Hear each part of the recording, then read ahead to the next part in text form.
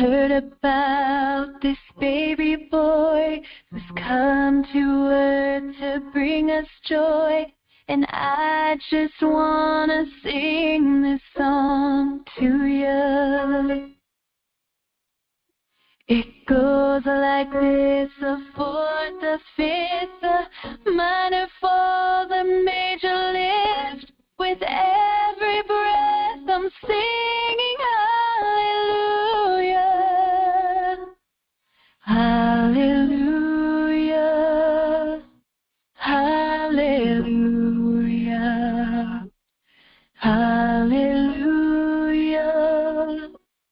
hallelujah.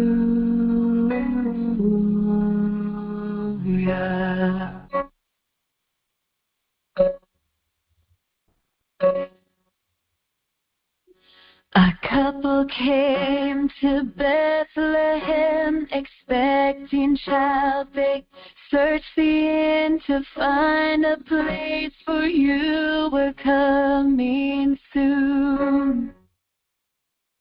And there was no room for them to stay, so in a manger filled with hay, God's only Son was born. Oh, hallelujah,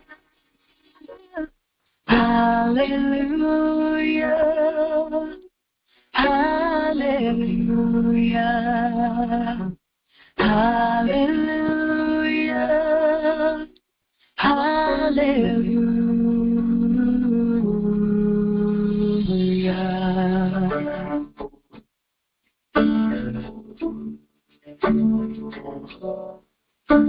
The shepherds left their flocks by night to see this baby wrapped in light. A host of angels led them all to you. It was just as the angel said, you'll find him in a manger bed, Emmanuel, Savior. Hallelujah, hallelujah, hallelujah, hallelujah, hallelujah.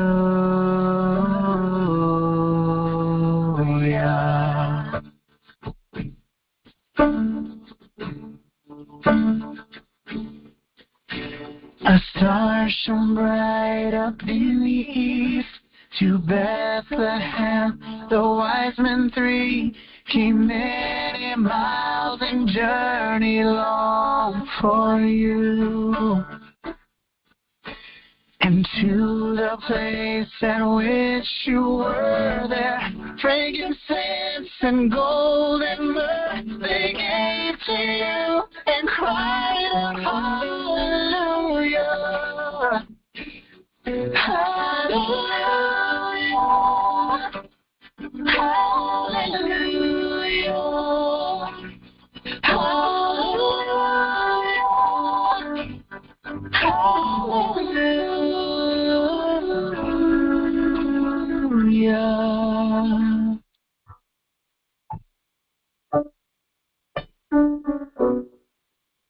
I know you came to rescue me. This baby boy would grow to be a man and one day died for me and you. My sins were drives and nails in you. That rugged cross was my cross too. Till every breath you drew is hallelujah,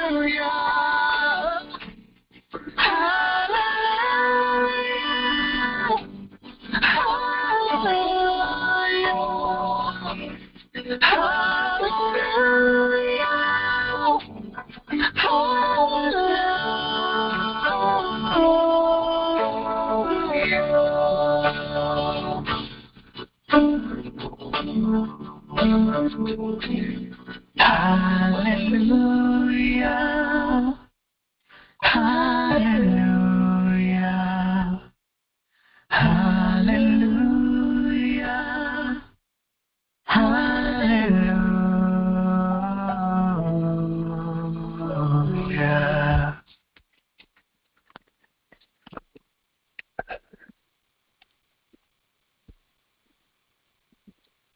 Welcome to National Liberty Alliance's weekly call. Today is Monday, April 21st, 2023.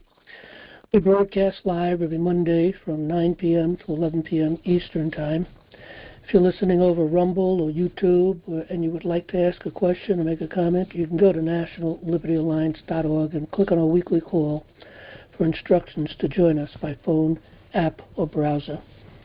If anyone would like to email a question, you can send your questions to questions, plural, questions at nationallibertyalliance.org. Please support our business partners. You can find their banners on the right side of our website, of which the proceeds go to support NLA's effort to save our republic. Also, please support NLA by donating $5 a month or more. Click on our donation tab on the top right side of our website. Okay, we're going to pick up, we're going to veer off from our regular Bible reading. We're going to read John chapter 20 in light of yesterday's Resurrection Sunday. Let's see if I can find that. It should be here, maybe. Okay, Gospel of John, chapter 20, read by Alexander Scorby.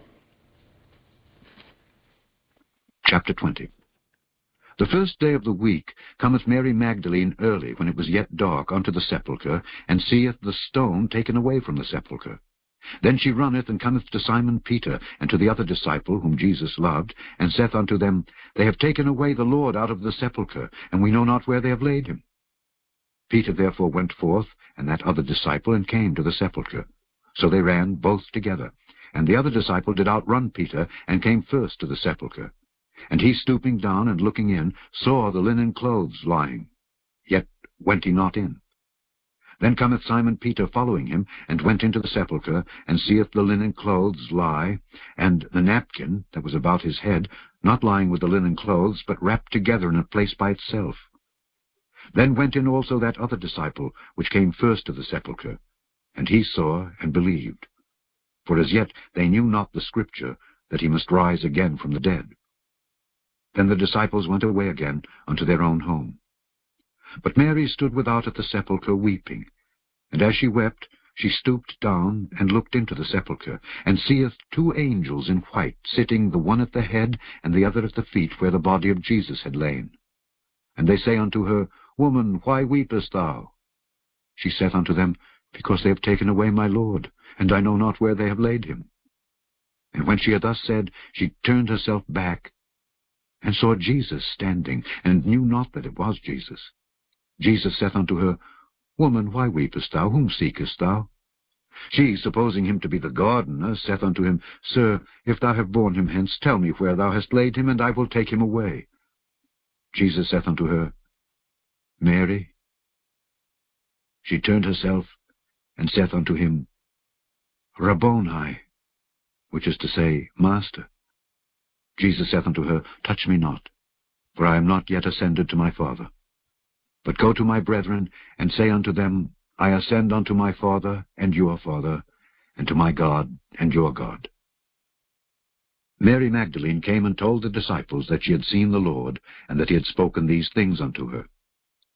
Then the same day at evening, being the first day of the week, when the doors were shut where the disciples were assembled for fear of the Jews, came Jesus and stood in the midst, and saith unto them, Peace be unto you. And when he had so said, he showed unto them his hands and his side. Then were the disciples glad when they saw the Lord. Then said Jesus to them again, Peace be unto you. As my Father hath sent me, even so send I you. And when he had said this, he breathed on them, and saith unto them, Receive ye the Holy Ghost. Whosoever sins ye remit, they are remitted unto them. And whosoever sins ye retain, they are retained. But Thomas, one of the 12, called Didymus, was not with them when Jesus came. The other disciples therefore said unto him, We have seen the Lord. But he said unto them, Except I shall see in his hands the print of the nails, and put my finger into the print of the nails, and thrust my hand into his side, I will not believe. And after 8 days, again his disciples were within, and Thomas with them. Then came Jesus, the doors being shut, and stood in the midst, and said, Peace be unto you. Then saith he to Thomas, Reach hither thy finger, and behold my hands, and reach hither thy hand, and thrust it into my side, and be not faithless, but believing. And Thomas answered and said unto him, My Lord and my God. Jesus saith unto him, Thomas, because thou hast seen me, thou hast believed. Blessed are they that have not seen, and yet have believed. And many other signs truly did Jesus in the presence of his disciples, which are not written in this book.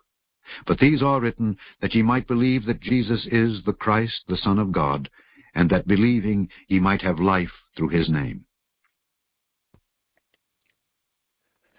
Okay, Jan, do we have any questions tonight or any announcements? Yes, we have one announcement, John, and we have a number of questions.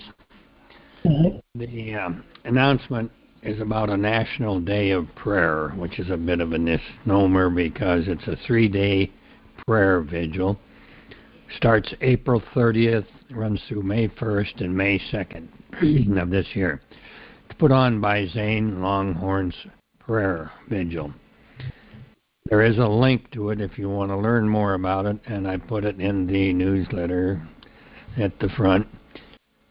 The link is https://americaturnsback.org. That's americaturnsback.org. So I would encourage any and all that would think about tuning in, please go to the website and get signed up and join the crowd. The first question tonight, John, was one that I think you were going to look over. It concerned the person that had a question about the interest in the 1911 gatekeeper clause of Section 21 of New York State election law. Okay, yep. I did look up, I went back into the book. I guess they were referencing, I believe, off of the Government by Consent book. So let me open up a copy of that. And I found it here under, let's see, it was on page 290, I guess. So what I'm going to do is I'm going to read this and maybe have a little bit of an interpretation or further interpretation of what this Washington clause is. Can you read the question again from last week? Yes, I'll read the whole thing to start. I'm very much interested in the 1911 gatekeeper clause of Section 21 of the New York election law. I am a Committeeman, well, maybe can, in Suffolk, New York, and believe the political parties in the United States have betrayed the citizens, voters of our county, and are a major source of our problems. I would ask if you could possibly elaborate on this clause and its origin.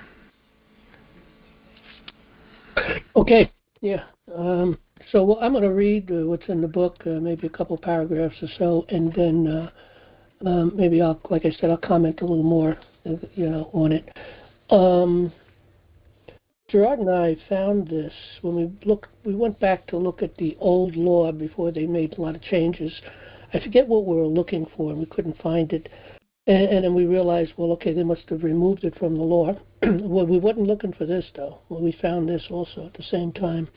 So we went up to the archives up in Albany, and we went to research the problem, and the books were gone. The old law was gone, but there was an individual there that was passing by and heard us talking and said, no, we still have that. It's on micro, what do they call it, microfiche or something? Micro something? Microfiche. Microfiche. Okay, so we went through that, and then he got some copies of that out or ran that for us, and we started looking into it and reading it. And like I said, I forget exactly what we were looking for particularly, but we did also come across this at the same time, and we did find what we were looking for. So I wrote in the book some information on this, and like I said, it's on page 290, I think, 289 before 290. and it's labeled politics was supposed to be rational and not and collaborative and not competitive. Our founding fathers did not anticipate or desire the existence of political parties, viewing them as factions. As a matter of fact, I'm going to talk a little more about that tonight before we open up for the open forum. So they're viewing them as factions, dangerous to the public interest. Our founders' Republican ideology called for a subordination of narrow interest to the general welfare of the community under Republican ideology. Politics was supposed to be rational and collaborative, not competitive. Our founding fathers were generally uneasy about political parties. For the most part, they believed that parties had the potential to tear the new nation apart. To these men, political parties meant factionalism, which they believed could be fatal to the development of the United States as a unified country. It is no surprise, then, that political parties are entirely omitted from the Constitution.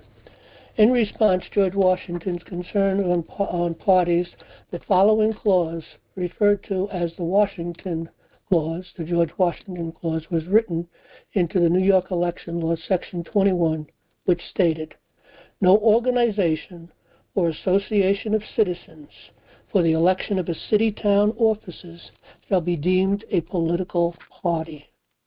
Regrettably, the aforesaid clause was removed between 1909 and 1911. Matter of fact, they added volumes and volumes of law between 1909 and 1911. And the Committeeman was then codified.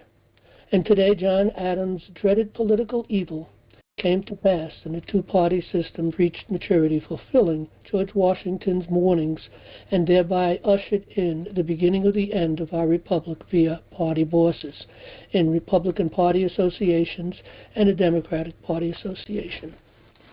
Okay, I'm not going to read much more. It does go on. The Committeeman of Safety, the Committee of Safety, Committeeman, the concept in order to operate the matter in a manner which is suggested by history must operate as committees. Now, I'm not going to read any more on this. We've got a lot of information, and this is in the book, Government by Consent, by the way. And we got a lot of information on this particular problem and situation. And so what George Washington really was talking about is that he didn't want political parties, and he knew that they would take, because we had the Committeeman process. The Committeeman process is how we created the United States of America. Every colony had their own committees, and the committees came together, and they sent leaders to come together in order to discuss the problems, and they did that often. They governed themselves. And that was what the Committeeman process was all about. It was the committees of safety. And so all of our founding fathers belonged to the committees of safety.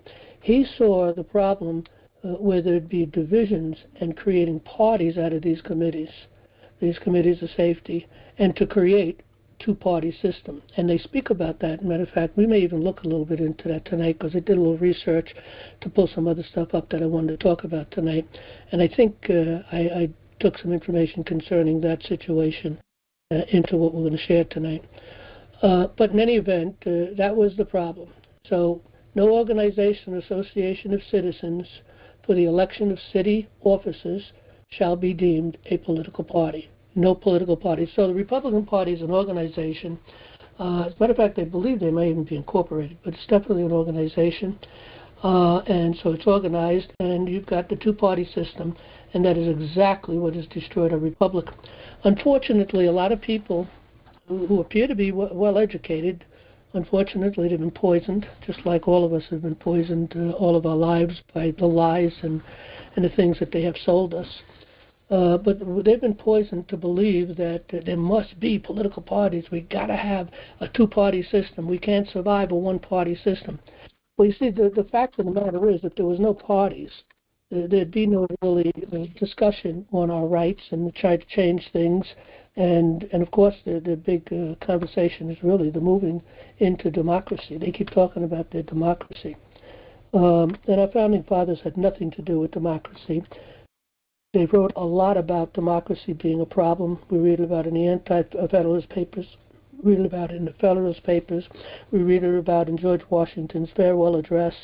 And we read about it in many, many conversations that our founding fathers had when they communicated with each other and others through different, ultimately, through written letters. So there's a lot of information on this. And we did collect quite a bit of information, put it together in a lot of things we've written up here in National Liberty Alliance, and particularly, of course, in this book, Government by Consent.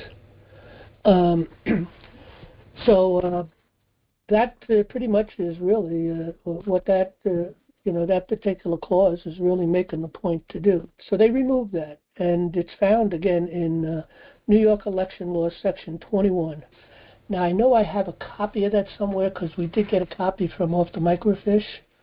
I'll see if I can find it. If I can find it, it may already be up on National Liberty Alliance. I'll see if I can find it and post it up there so people can look into it and read what the law looked like before. But committeemen were not to be elected. Committeemen, it's an unalienable right to have government by consent, and that means anyone could become a committeeman. And you can have as many committeemen as you want. Many hands make light work. The more people involved, the less work that individuals have to do individually. And of course, we should teach our children to get involved in these things. We should teach them that they owe it back to the people, what they have received as a gift from our founding fathers all the way down the line to us, and we give it to our children, and children must give it to their children's children's children. So anyway, that's pretty much, I think, what that person was looking to try to figure out. Okay, Jan, any other questions? We have one more, John. It says, I purchased a copy of your book on the Book of Revelation as a gift. Upon reading the table of contents, the recipient noticed that the page numbers in the table of contents were not consistent with its location in the body of the book. The book ends at page number 380, and the table of contents lists page numbers that exceed the book's actual number of pages. Upon examining through the book, all of the contents were within the book, but were found at different page numbers. I just wanted to make that known so no one else might become alarmed at first glance. Okay, I got a copy of the book. I'm looking at it real quickly now, and I'll have to go in and check that out if we have the page. Sometimes the page numbers shift a little bit when you're repairing things, and I go back to try to correct them, and maybe I just missed a page or two, and then a whole bunch of pages after that would be affected. But I will go back to this week and correct that problem. What's good and nice about going up and putting a book, publishing it up on Amazon is you can go in and make corrections and changes pretty much any time. So, as a matter of fact, I made some changes to government by consent just recently. And I really didn't add much to it, but I wanted to clean it up a little bit. Some of the paragraphs I wanted to separate with a space particularly. So that was the major change, really. It was a formatting change. And that, of course, altered pages, and I had to correct that. And I also saw that it was off a little bit of the alignment, so that when I reset the alignment, it gave the pages a little wider. So I did have more space that I didn't have to go over too many pages from the original book to this book. But again, what is in the book is pretty much the same that's it's exactly the same. Only difference, again, is the spaces between paragraphs. What I was doing, I was indenting each new paragraph, which then people could see that it's a new paragraph. But I think a book reads better when you put the spaces in there. And this was the first book I wrote, and so I really didn't make that change. All my other books, I think I did a lot of changes as far as formatting it with spaces. And I know with the book, the study on parables and the Book of Revelation, I did make the spacings with that. But again, I'll fix that up this week. I appreciate someone letting me know that. Okay, any other questions? No, that's the end, John. Okay. All right. I put together, I wanted to keep this short, ended up being 2 pages. I'm going to read this tonight. I think it's very important to read it and talk a little bit about it and where we're at and what we're doing. with the United States Supreme Court. And but I put this two-page letter, and I want to send a copy of the book, Government by Consent, to, I believe the count is 45 or 46 people now. Everyone within Trump's administration, of course, Trump himself, and some senators and some congressmen and a few other people, a couple other people that are not in his administration but are close by. And my theory, so to speak, is maybe someone will read the book. Okay, hopefully they'll all read this book, and I want to really try. So I'm putting a cover letter together on this, which will go with the book, and I want to mail the book out with a copy of the paper that we're going to file with the Supreme Court, the United States Supreme Court. So this is a paper I worked on today. Like I said, it's 2 pages. It's longer than what I wanted it to be, but I was having trouble trying to get at least the important parts that I wanted to get into this paper without going to less than 2 pages. I like to have done it in 1 page. So what I'm going to do with this particular paper, though, is I'm going to it's going to go out as 2 pages. So, all right, so let me read it. People, I hope that people have comment on this. Matter of fact, let me open up the queue for right now.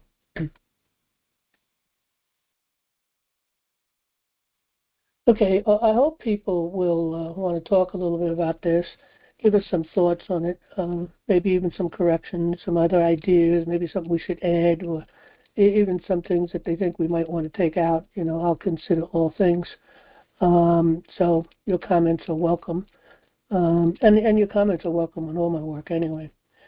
So let me read through this, and then we're going to talk a little bit about the plan. To President Trump and Cabinet and others, we have all been taught the lie. It ain't what you don't know that gets you into trouble.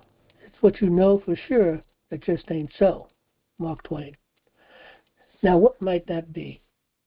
Article 4, Section 4, the United States shall guarantee to every state in this union a republican form of government, and shall protect each of them against invasion.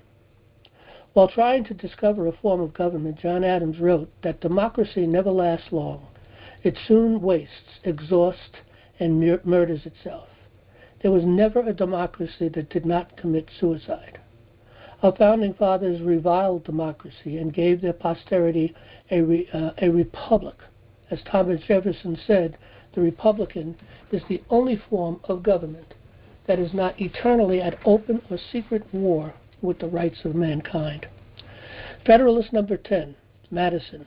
Democracies have ever been spectacles of turbulence and contentions, have ever been found incompatible with personal security or the rights of property, and have in general been as short in their lives as they have been violent in their deaths. Anti-Federalist paper number 10. True Democrats are in general fanatics and enthusiasts, and some few sensible, charming madmen. Anti-Federalist number 74. There is not a tincture of democracy in the proposed Constitution, except the nominal elections. Every free man of America ought to hold up this idea to himself, that he has no superior but God and the laws. Just because we elect most of our representatives by popular vote does not make us a democracy. We don't elect the president by popular vote, and that's for good reason. And we should not be electing our senators at all. The 17th Amendment destroyed the balance of power and is repugnant to the Constitution. See Article 5. The states lost suffrage and thereby lost their sovereignty. And the people lost their representation to special interest groups and thereby lost their sovereignty. And we lost our common law courts by the Rules Enabling Act, which is what the paper to the United States Supreme Court is all about, which abrogated our Bill of Rights, because if you cannot have just courts, there is nothing to protect our rights. One method of assault may be to affect the forms of the constitutional alterations which will impair the system to undermine what cannot be directly overthrown. George Washington's farewell address. all obstructions to the execution of the law, all combinations and associations, political parties, under whatever plausible characters, with the real design to direct, control, counteract, or awe the regular deliberation and action of the constituted authorities, are destructive of this fundamental principle and of fatal tendency.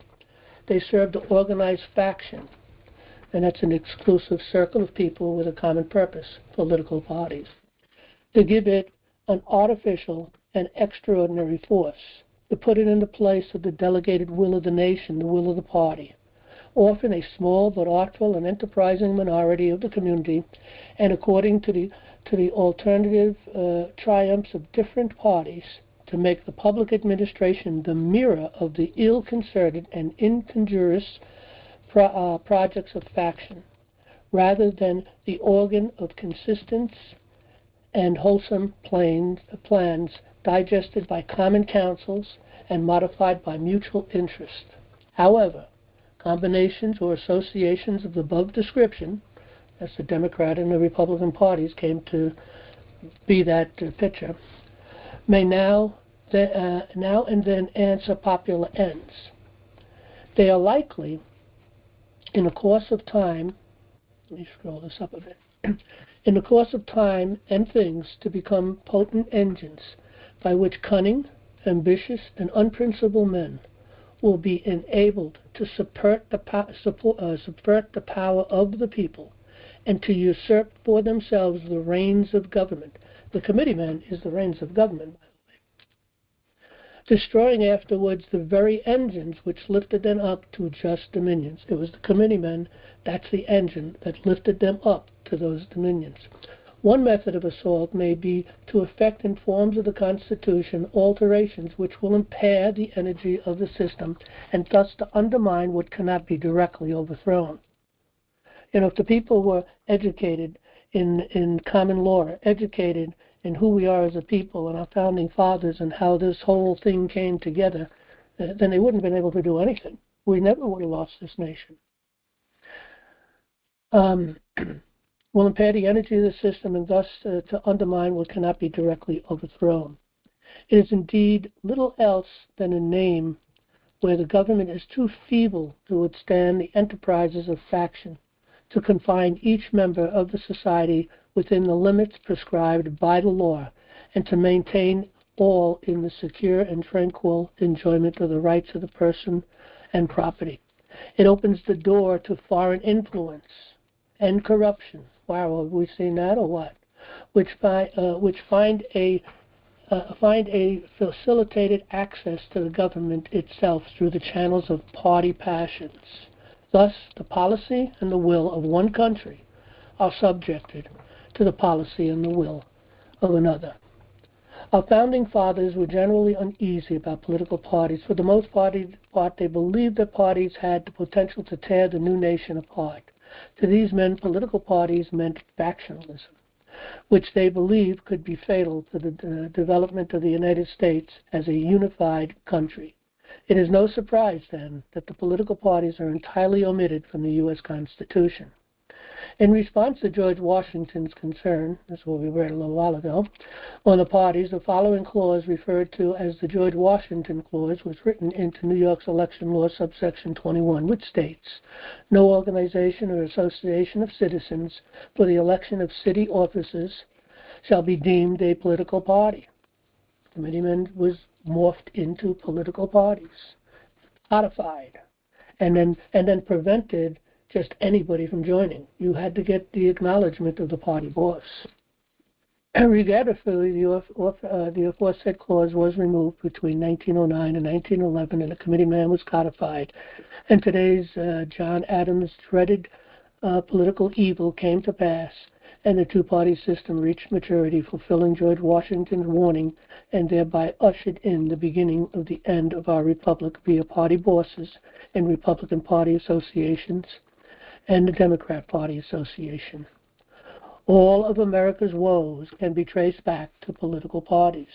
George Washington was right.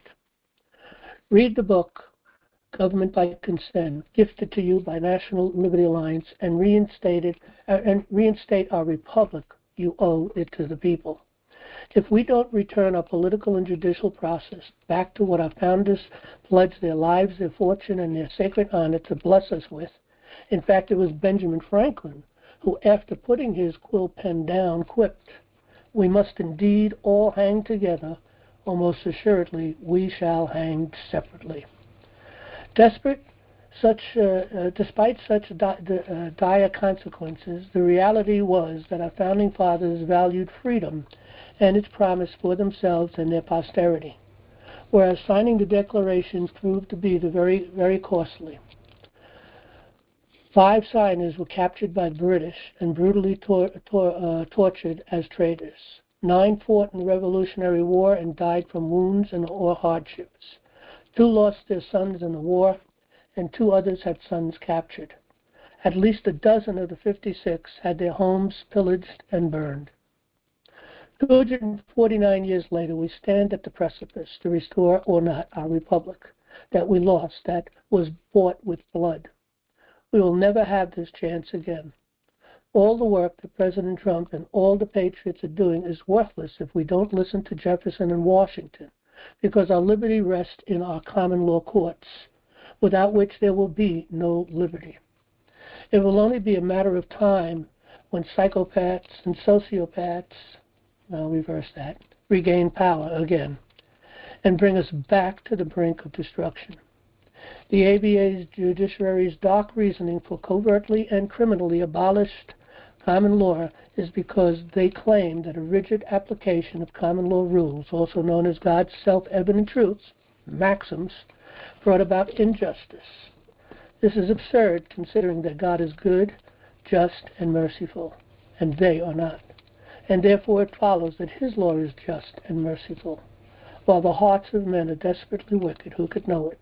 As we read in Jeremiah 17:7-9. Blessed is the man that trusteth in the Lord, and whose hope the Lord is.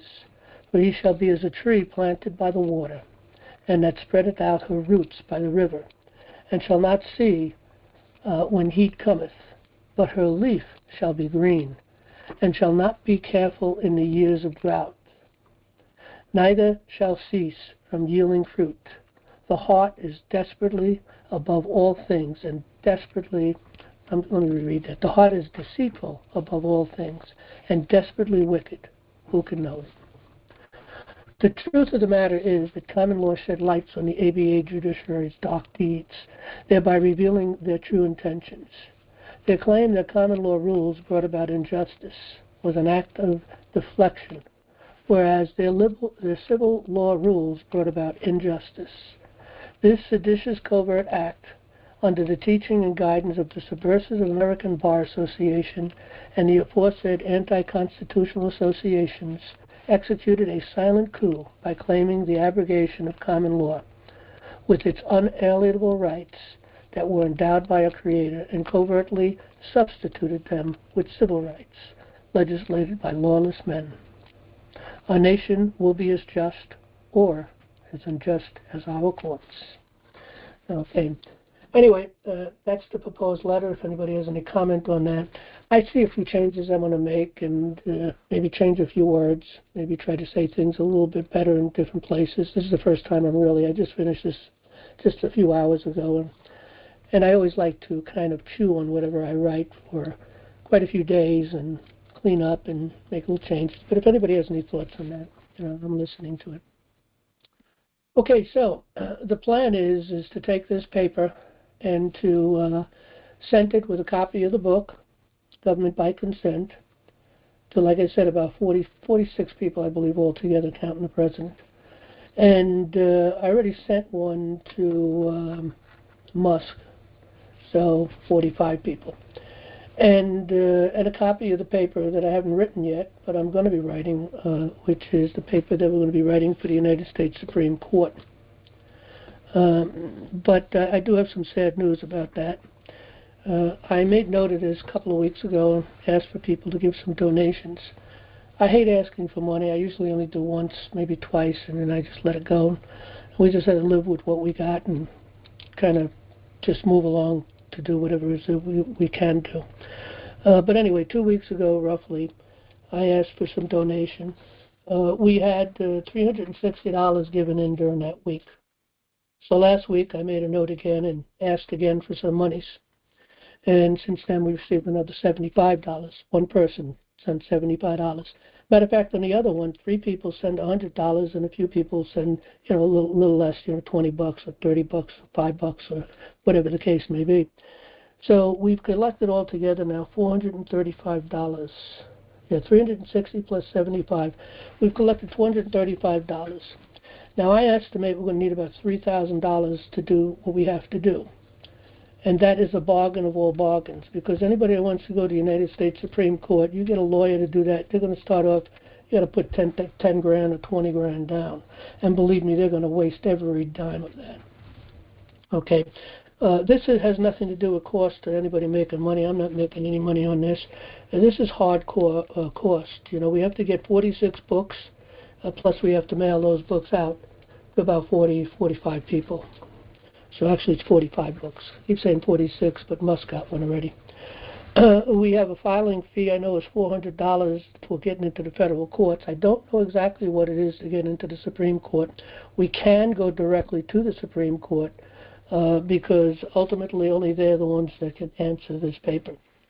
The other courts are not courts of record, and therefore they cannot. The United States Supreme Court is a court of record, and they can answer. And there's information on that, which we'll talk about at another time. So the filing fee is going to be, at bare minimum, $400, probably more than that, but at least that.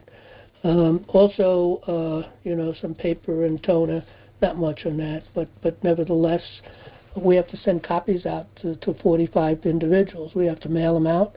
We have to also serve it onto the Supreme Court by filing it to the Supreme Court, actually.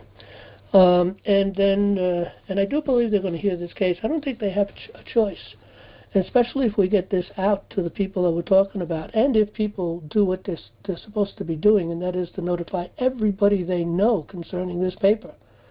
And that'll do a lot for us. It'll help us grow, okay? Help the committees of safety grow. It'll educate more people. It'll bring more people more involved. And hopefully we'll get more donations, and at some point in time, we could go professional. If all our members gave us $5 a month, we'd have more than enough to go total professional here. We can hire about 15 people, pay them decent salaries, and really get some serious work going and get some books written, start working on books in schools and so on and so forth. That's not going to happen, though. But we do need $3,000 minus 400 and let's say $500 we already got in order to push forward this project. It's an important project.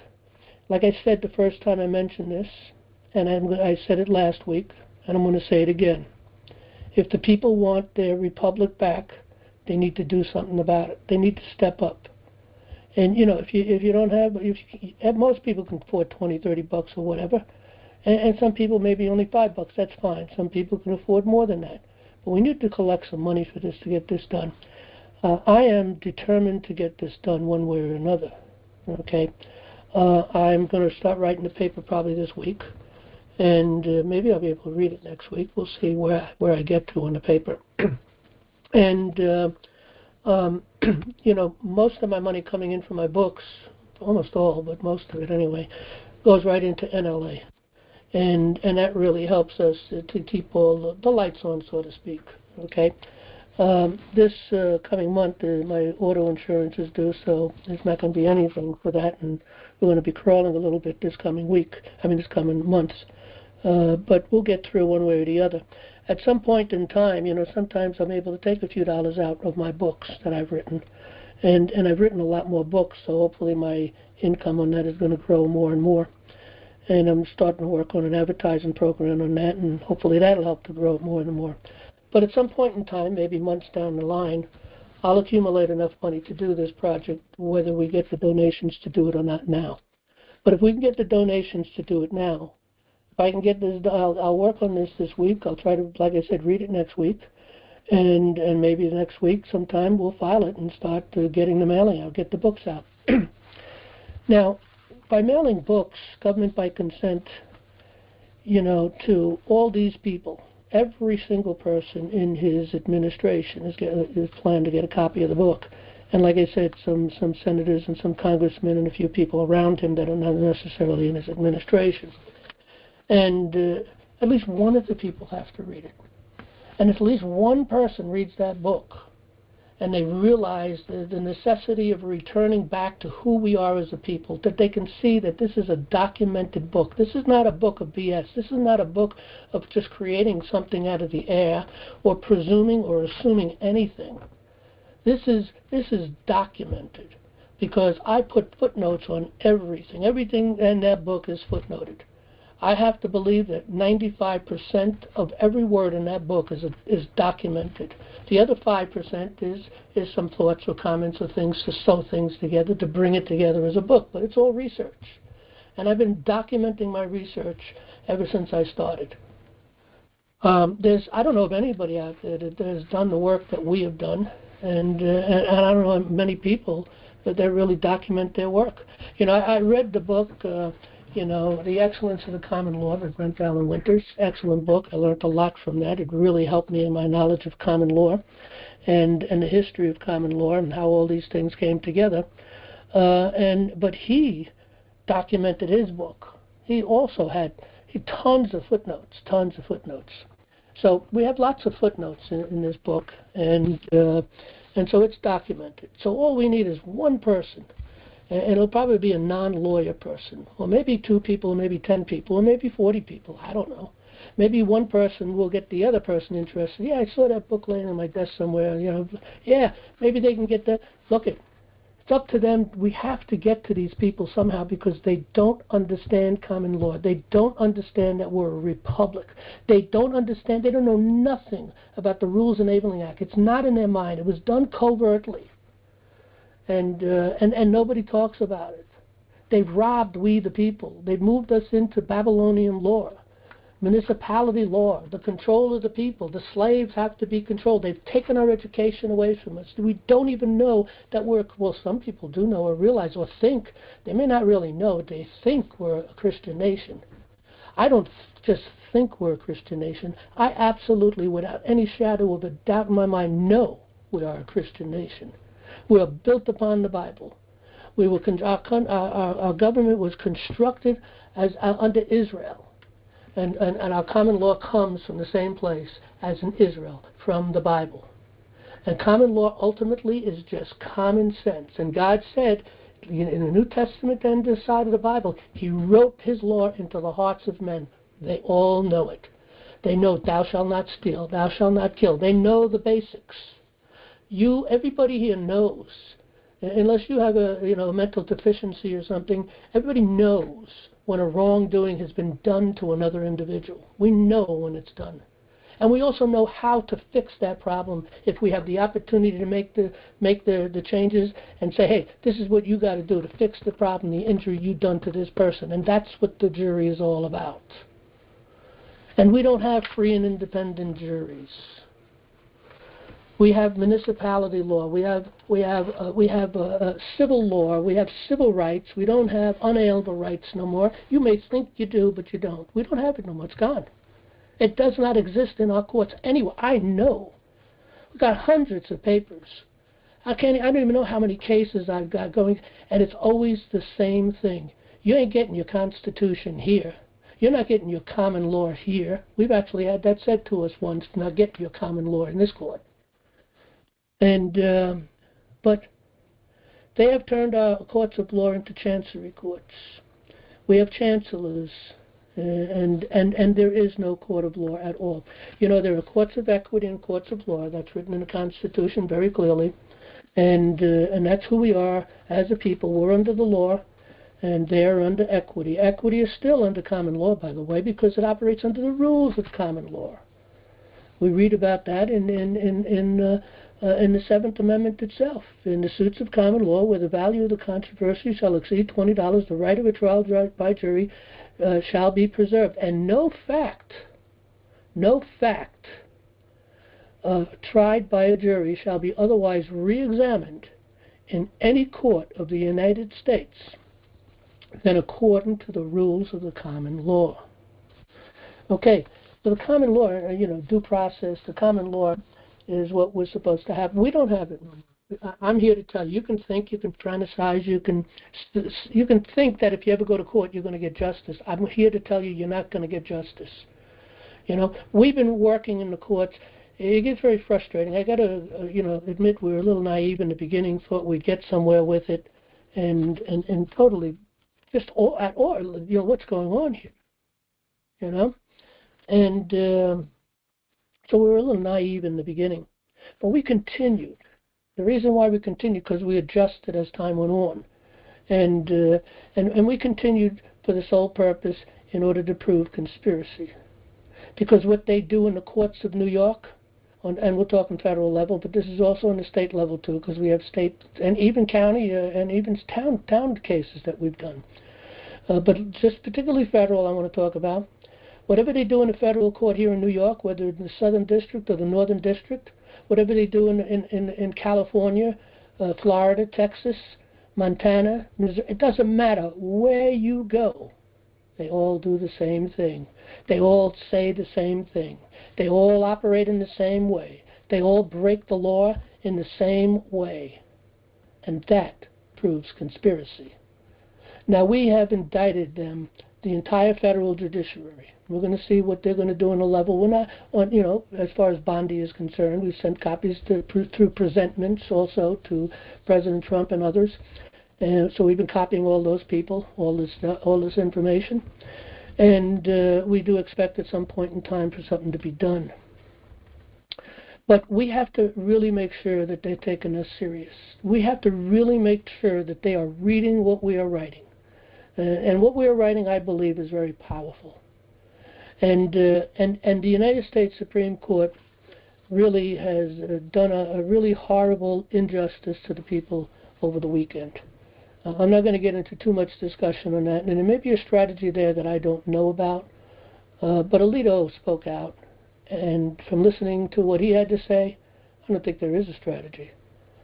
There's something going on the United States Supreme Court level, and it needs to be dealt with. And maybe we, the people, after we file our paper, if they refuse to hear this, you see, this is why the people have to hear this. We have to get this out everywhere, get it to podcasts, got to get it out to our friends, our family, acquaintances, other people we communicate with on the internet. Whatever social place you go to, you've got to get this information out. We need to get this, and we will. I'm going to do this. I'm going to get it out to all of the people around Trump. No one's going to say they don't know about it. But when they look at this and they read that paper, because it will be done as a case going into the United States Supreme Court with copies sent to Trump and all of his administration and others around him, that when they look and see this, they're going to read it. And I want to keep it as short as possible. I want to stay focused on the Rules Enabling Act and the consequences of what took place because of that. And I want to stay focused to keep it as minimum as possible. I'd love to do it in 5 pages. And so I'm going to really struggle to, and if it's possible, I will.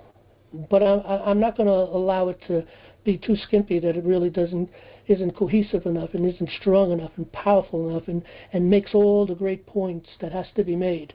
If I have to do it in 10 pages, then I'm doing it in 10 pages. But I think I could do it in 5. I want to keep it short. And I want these people to read it. And I want them to understand the damage and the destruction they have done to this nation. Because even though they know that they've done damage, they know that they've done destruction, I don't think they're looking at repairing the courts. They don't understand that all these esquires have got to go. They don't understand that. These people are taught, these bar attorneys, these esquires are taught that we are under Roman law. And what do you think Trump and all these other people around him think we're under? They think we're under Roman law. They think our government is fashioned under Rome. It's a lie from Hades. Nothing could be further from the truth. We are fashioned under Israel. Absolutely clear. Anybody read the book, Government by Consent, and you'll see all the proof in there, who we are as a people. So, I said it 2 weeks ago, said it last week, I'm going to say it now. If the people want to save their nation, they got to get up and do something. You got to donate to this cause. And you should get involved, get your education, get people out there, get involved, and join committees of safety or start committees of safety. I hear people, and I hate to talk like this, but I have no choice. I really feel I need to say it. I hear people complain and bellyache and this and that, and you give them something and they do nothing. Now, that's not everybody, because that's not true for everybody. There is a small group of people that have been supporting NLA and keeping us afloat and getting a lot of work done because they've given us the money to do it. They've given us the support. We also have some people, that are starting committees of safety. Not as fast and there's not as many as I'd like to see, but they're moving, okay? So there are some people who are doing it. But I talk to so many people in so many places. This isn't the only place I talk. I talk to lots of people. I communicate with a lot of people. And it's always the same thing, Only a couple of people respond. Everybody else just moans and complains and do nothing. We don't deserve liberty if we don't do anything to protect it and to take it back. Trump can fix this nation. All the people around him can work with him to fix this nation. But if they don't fix our courts, it's an absolute guarantee our children's children will revisit exactly what we had to go through, and they may not survive it. And that'll be our fault for not doing it now. Our founding fathers gave their blood. We can at least give our time and a few bucks. We don't have to get out in the streets and fight and give our blood. Thank God that God raised a type of Osiris in Trump.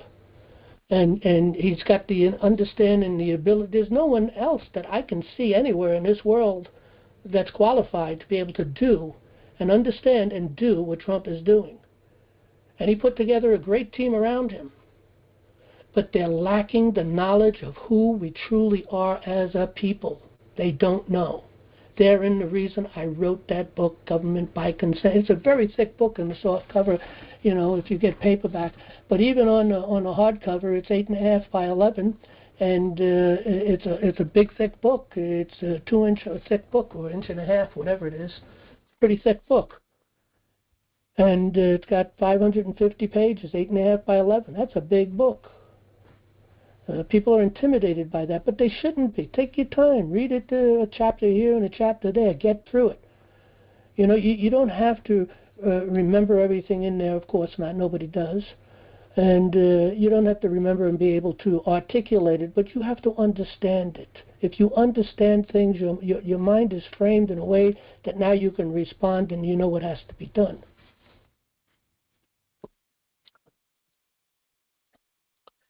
Well, I guess that's all I have to say. All right. We'll open up for a conversation, hopefully. See if anybody's in the queue. We got one person in the queue. If anybody else wants to get into the queue, it's a *6 and a 1. If you're on a phone and if you're on an Apple browser, there should be a button to get into the queue. So let's get some feedback here. Mark, you got the mic. Go right ahead.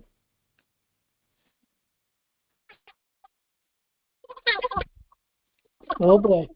You're going to have to reboot because you sound like Donald Duck. Mark, we're not getting... Mark, there's some kind of a problem. You're going to have to reboot. Reboot and come back in, and I don't know if you're going to have to reboot your computer, but probably reboot, start meeting at least. Okay. Rossini, you got the mic next. Go right ahead. Well, I'm glad I did because it kind of follows what you were saying, and so it's... You're coming in real low. You could get closer to your mic or something. Or barely hearing you. Okay. I'm raising my volume a bit, too. Can you hear me better? No, does anyone else hear her? I can very barely hear you. Nope, she's very low. I can't hear her very well. Try to get closer to your mic if you can. I've never had this before, yeah. How about now? Still very, very low. I got my volume up pretty high, too. Okay, I'll speak a little louder and I'll make it short. All I wanted to say was, you're trying to get more financial support, and it's bigger than our group. I think if you connected with other patriot groups, which I've heard some people from time to time tell you, oh, I'm involved with this or that group in wherever, Missouri. It might be helpful to connect with them and present to them what you're doing and ask them to have their people, if their people agree that this is something that would be helpful to promote what we're trying to do, which is to affect these constitutional changes in our legal system, then it'd be more of a united, what you're trying to do, in other words, isn't just national liberty. It's any group that agrees with this desire, this effort, this mindset. So I would think it would be helpful to reach out to others that are of similar perspective and get a more unified group that could be supportive of it. Well, a couple of things on that. Let me just say a couple of things on that. First of all, I have tried talking to different groups, and again, I used to do a lot of interviews in different places. I'd like to get more. It's up to the people to help me. I can't do everything. I ask people all the time, get the word out, talk to podcasters. If you can find a podcaster that's interested in interviewing me, get a hold of Jan. Jan can easily be gotten a hold of, and he can set things up, make the arrangements. Okay, so it's up to the people. People have to do something. I literally spend 10, 12 hours a day, every day, 7 days a week in doing what I'm doing. So I'm always involved with something going on. I've got a lot of fortes. I've got a lot of abilities in a lot of different things. But I don't have, hold on. I don't have the knowledge or the understanding on how to ask for money for people who got money, okay? I have tried to ask people for money, but I don't know how. We did have an individual who said that I was going about it the wrong way, that there is a way to do this, and they were going to help me, but then they just disappeared. So I don't know how to go about looking for real money. Because to do something really big, we need a couple of $1 million. A couple of $1 million will give us an office, staff the office with 3 or 4 people, and put at least 12 or 15 people full-time to work, and that should be enough to take us through maybe 2 years, $2 million. So all of that's big money. Now, we have a large membership that we send out to. We have almost 12,000 people in our members. So we send out information, and we get what we get, And we do have quite a few hundreds of people that listen in on a Monday night program. They don't necessarily come here live, but a lot of people, especially on Rumble, we have a lot of people that follow us on Rumble. Not the big numbers. We have hundreds. We don't have thousands. Maybe, I don't know how to get ahead in that either, to kind of get myself up into the place where you get your word out there. And I think by getting interviewed by podcasters, everybody listens to podcasters these days. Nobody listens to the news anymore. You may get a little bit of Fox here or there, but basically we listen to podcasters. So people should be trying to connect me with podcasters. Say, hey, you should go out and interview those people over there at National Liberty Alliance and see what they're doing. Share the papers. We've got so powerful court papers. Share the papers with them, and get the word out. So that's up to you. That's up to everybody listening. I will try to do the best I can, finding the time to do what I can do, but I don't have that much time to do too much. I think really you got to dig down and put some time into it. So it's tough to do. We do have enough people. We do have enough people that listen in that could bring us up to the three. We're looking for $3,000. Only $3,000, and we've already got almost $500. So we're looking for $2,500. Okay, and I'm telling you right now, you're not going near that Supreme Court without putting at least 10 grand, at minimum 10 grand, into escrow account of a law, and he's going to eat that up in the first month. It's going to be gone, and he's going to want more money. because they're thieves, right? I'm only looking for raw costs. That's all I'm looking for. And on top of that, not just to go into the United States Supreme Court, which we'll probably have to, if we do get heard, and I do believe we will get heard. If we do get heard, we've got to travel out to Washington. Gerard and I will travel out to Washington. Okay, because they want, when you go before the Supreme Court, you get your papers in, but then they want to hear from you. They give everybody 30 minutes. Well, there's nobody on the other side to argue. I mean, who's going to argue against it? I mean, if they find somebody, that's fine. But, we'll go up there and make our argument, a 30-minute argument, because that's the way the Supreme Court operates. They want to have it orally. And that also would pump NLA big time at that point, too, if we did that. But the thing is, okay, we're only looking for cost. Ain't nobody making money here. Ain't nobody making a profit here.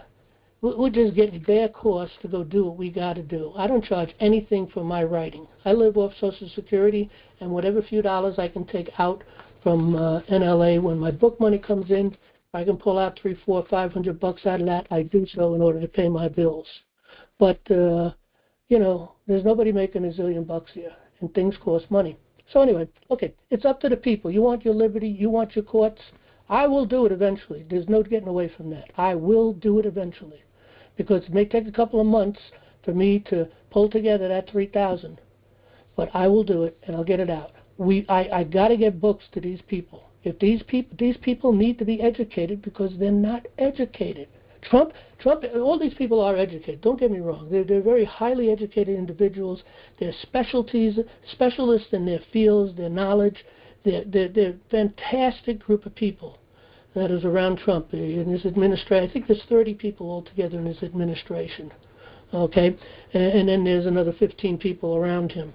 But when you put that all together, these people are highly educated, but they are totally ignorant, 100% ignorant on who we really are as a people. They don't know or understand common law. They don't understand what our courts used to be and what they should be, and they're not. They don't know that. And they're not going to know it until someone gives it. That's why the book, Government by Consent, with all the documentation in it, would change their thinking in their minds. They have no choice but to change their thinkings in their minds, because it's not going to be me telling them anything. It's going to be George Washington, James Madison. It's going to be Jefferson. It's going to be our founders, Benjamin Franklin, our founders, who are going to tell them who we are as a people. It's going to be, going back into the Federalist Papers, the Anti-Federalist Papers, the debates. It's all in that book. I mean, we don't have all of that, that conversation in the book, but the important pieces that we've drawn out of the book, out of the Federalist Papers, to put into the book to make the point to support who we are as a people in the courts. It's all there. So we got to get them to read it. And if we only get a couple of converts, they will convert the rest. But I got to believe they won't rest until they do, if they understand what we had and who we are. Jefferson said the people have no clue. If they only understood the gift that they were given here by this government that we have, by the Constitution that they have been given, and the founding document that everything rests upon, the Declaration of Independence, which brings us into the common law, very specifically. Okay, if people only understood that no other nation has or ever had. Well, with the exception, of course, of Israel. What was it? Goodness, I forget. I think it was 2000 BC. But anyway. Can you hear me? I can now. Okay. When I'm talking, if you're talking, you may not come through. Okay. I just want to make sure I clarify. I'm not saying that you have to do the work of reaching out. I am saying that your organization, like Jan, may be more familiar with various people, because I know they've come on from time to time, and various people that say, oh, you should talk with so-and-so, and I get that sounds nice, but then there's a lot behind that. But the point is, you might have gathered some other organizations, contacts and names of other organizations that are similar, small grassroots. So just putting out something to them, this is what I'm trying to do, we're all interested in the same outcome, I think. Could we discuss, if you have any questions, but can you present to your group that this is what I'm trying to do, and I'm trying to raise some funds to go to the Supreme Court. Here's the documents that I want to present, and can you support it so that we can move this forward? So that's well, look, I agree, and the message is going out to the people. You're saying what I'm saying, the same thing. We need people to step up and help us do it. And we're not. No one person has got to give all this kind of money. And again, we're only looking for $3,000. With all the people and members that we have and the people that listen in on this program, if we can't come up with $3,000, that's pretty sad. And in the past, there were times when we did come up with that kind of money. So, we should be able to do it again. I know times are hard. It's hard for me just as hard for anyone else. I know it. But nevertheless, we need to save our nation. We need to save our courts. Trump's got a hold on what's going on in the nation.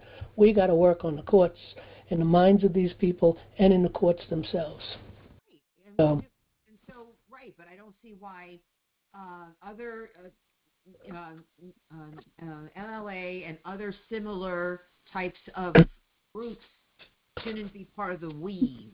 Well, yeah, of course, and it's the podcasters that we need. It's up to the people to get a hold of they have to find out how to make contact with someone in a podcast that they listen to, and to get that information to Jan, and Jan can then make the connection. So we got lots of members. We got to get the people, just get out there, and whoever you listen to, talk to them about NLA, and get them to look at the website. Send them a copy of some of the papers that we file in the courts. All right, then one thing that you might be saying, one thing that we can hone in and rephrase is not just we need the funds, that's the overall goal, but then like, hey, any of you out there, if you listen to LT on, what's the one with LT? As we know, or, and we know. If anyone has a subscription to Epoch Times or Epoch Times, if anyone listens to Candace Owens. Yeah, well, people need to get in touch with them. Right, but I'm trying to plant these ideas so it's not just we need money. It's like, hey, these are things that can I suggest some people if you have some time and you don't mind doing a little digging, can you reach out? Also, Charlie, what's his name? Charlie Kirk. Listen. We don't need to look at all we have to do is get onto the podcasts that these people have, reveal what we're having, what we're doing, and ask for their support. We don't have to specifically say what that support is, and people will come and support them if they knew and understood what we're doing, I would hope. But I do know that I've been to various places that I have talked. It's been a while, but I've been to various places, and I talk, and no action.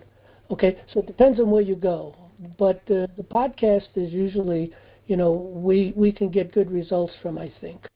But again, it's up to the people to make that connection, get the information to Jan. Jan can make the arrangements. It's that simple. Just so everybody, we're really beating a dead horse here at this point. So we're in agreement. We are in agreement. And I'm saying that, if people are believe that they're presenting or donating as much as they could, either they don't understand that they can do more, or they don't understand that this is a pivotal moment, or they don't understand that that there's a special, like, whenever organization they have, okay, we have a special need, so we're putting out and we're doing a specific thing for this need, and so it's time sensitive. And then, so that's one part, that it's not that this is unique, that there's a window of time here. Well, look, the embarrassing thing is that even this is the third week I'm asking for help on this to give some donations. And the sad thing and the embarrassing thing is, out of the last 2 weeks, only 7 or 8 people responded. And 3 of them responded with $100. And another one responded with $75. Yeah, no, that's awesome. Yeah, but that's it. Then we have a few other people, who gave a little bit of money, and fine, that's what they can afford, and I do appreciate that. But if everyone can afford something, let's do it and let's get this done. Okay, but So let me just make it right now. Anybody just go up here that wants to help out, click this donate now button. And when you're checking out, finally, before you actually hit the button, there's a place where you can leave a comment. and in that comment say, for the U.S. Supreme Court case or something of that nature. And I'm going to just elaborate a little bit and just say that if there are people who are connected with other groups, that they don't necessarily have to say everything, but say that, we've put together some paperwork. We want to get it to the Supreme Court to positively affect our courts, to bring them more in line with the Constitution. Is there anyone here that could support that and get that word out there? And then also, hey, if anybody has the time to try to contact X22, or what's the other one, Redacted? Well, X22, I've been trying to get all the X22 for years. I have no way to contact them. I have looked every way, and I have sent some emails off of his website, but never had a return on that. But maybe if enough people do, maybe they'll know, I'm just trying to throw out other ideas to get people to understand. It's great. We are asking donations, but we're also asking for brainstorming other ways to accomplish the same goals. Mm-hmm. All right. Well, look, we've got to move on. We've got a whole bunch of people now in the queue, so we've got a final word before we move to the next. No. I do have a final unrelated word, which is, does anyone have a suggestion on how to challenge a bus ticket? They took a video, and in my case, the sign was still coming down, but I got a thing saying I have to pay $250. Well, a bus ticket? What do you mean? Well, that I didn't stop at the school bus. Oh, yeah. Well, I'll tell you what they do here. Well, I know here in Dutchess County, if you violate something, they take a picture of you as you pass by, then they send you a bill for $300 here in Dutchess, and they say and they let you know, look, you pay this bill, and we're not even going to take you to court. I mean, that should be illegal to begin with. The whole thing is illegal. I know. Yeah, well, yeah, all of it's illegal. You're right. But look, we're not going to fix all that till we fix the federal court. It's an uphill battle. I got a case that I worked on for a long time, and I am up at the default here in the state court on this, and we're going to see where that goes. So can I fight it? Is the question. Of course you can fight it, sure. But bear in mind that what you're going to do is they're going to go after you with the town. The town's going to come here after you, give you a ticket, bring you in, and you're going to be fighting them instead of the school. You should fight both of them if you're going to fight, but you're going to be fighting both of them, and then you may not win, and then you may have a problem with insurance, and you know how all that goes. So no one has a suggestion how to combat this successfully at this time? You have to do a court case, starting it off. You could pull it right in. If you do the court case against them, you sue them in the state court, you might be able to win, and it might prevent them from going to the town because you're pulling them right into the state court. You're already in court. And how do you pull them into the state court with the stuff that you have on the website already? Well, yeah, there's plenty of stuff up there to get some information to be able to put it together. The key thing is really the course that we give, but there's a lot of stuff you can pull off of the website, that you can use.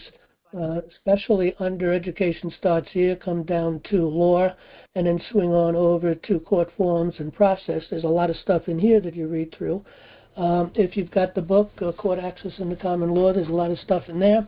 If you've taken the course, there's a lot of stuff you can download, forms, all kinds of papers. You want to open a court of record and challenge it. But you have to sit down and write a paper, but you can get a lot of ideas and information from all those resources I just told you about. Okay. But the thing itself says either it's a little bit similar but a little bit different to a regular traffic ticket. You can either agree to pay or you can deny. They put it as deny liability. Look, you have to sit down and think about what they're doing and think about how they're breaking the law and how they're really how they're coming out and assault you to pay money. They're threatening you, because it is a threat. If you get all the paperwork and you start to read through it and you discover, well, if you don't pay us, you're going to court. I mean, that's what's going to happen. We're not going to take you to court. It's not going to affect your license. Just give us $300 and we're all good. That's what they're doing. So you could think about how you would create a paper on that and then you can follow a lot of information off the resources I gave you. But with that, I got to move on, okay? Got to go to the next caller. Thanks. Okay, let's see who's next here. We got quite a few people, so we'll try to move along. Richard, North Dakota, I think it is. You got the mic. Hey, good evening, Richard from Fargo, North Dakota. Hey, I got two questions. Have you heard anything about this QFS thing that's supposed to be going into effect? The what? Quantitative financial system? No, tell me a little about it. Maybe I heard something, but just tell me a little about it. Maybe maybe I heard something about it. I don't know. Okay. What's it called? Quantitative financial system. Yeah, I don't know. Those words don't ring a bell, but if you say something about what it's about, I might. Quantum financial system. Q, F as in Frank, S as in Sam. Yeah, what is that for? What's it about?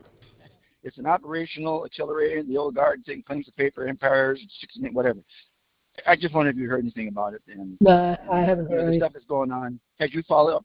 Were you able to find anything about what was going on with that judge at federal court judge in D.C.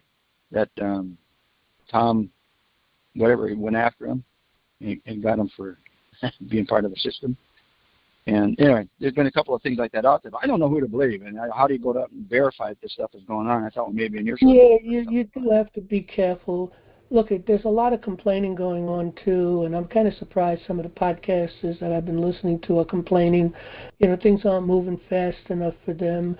Why isn't Bondi doing this? Why isn't this one doing that? And they're going on and on, but they don't understand. Look, you just can't go after an individual without first making a case, and you got to go through and get your indictments. There's lots of work to be done.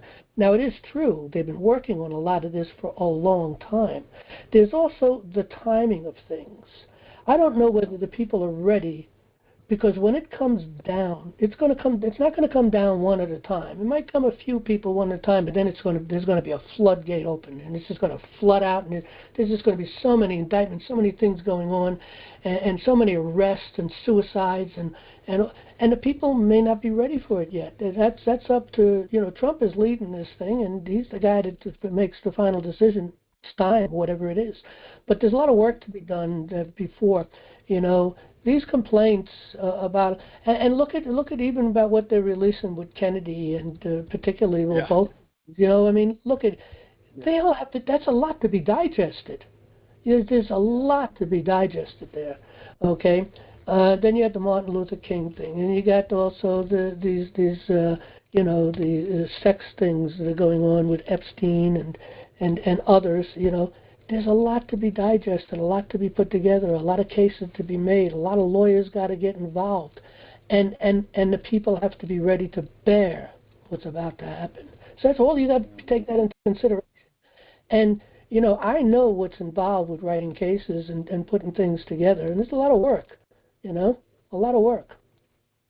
Well, I had sent to you, I sent to Jan, I sent it to Mail, National Reliance, I sent it to that. Mm-hmm.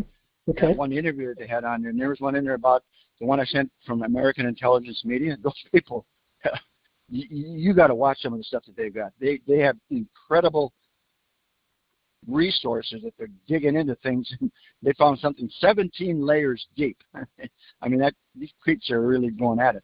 But anyway, I sent that one to you, and I sent another one about this judge that was being challenged by Tom Harmon, I think his name is, that ICE guy. And he had facts, and he had stuff there. The FBI was there. I mean, that's what it said, and I sent that. But the one on that American Intelligence Media, it's on something about this treason, and about this, what they're doing is actually a religion, but they have, I don't know, the truth, something from going back 2,000 years of all kinds of stuff that fact he said. And I sent that to you as well. You can listen to the first 5 minutes and decide if it's something you want to keep on going. And a lot of times, well again, a couple of things. I just don't get to see everything I get to begin with. No, I didn't send it to your attention. No, I'm just saying.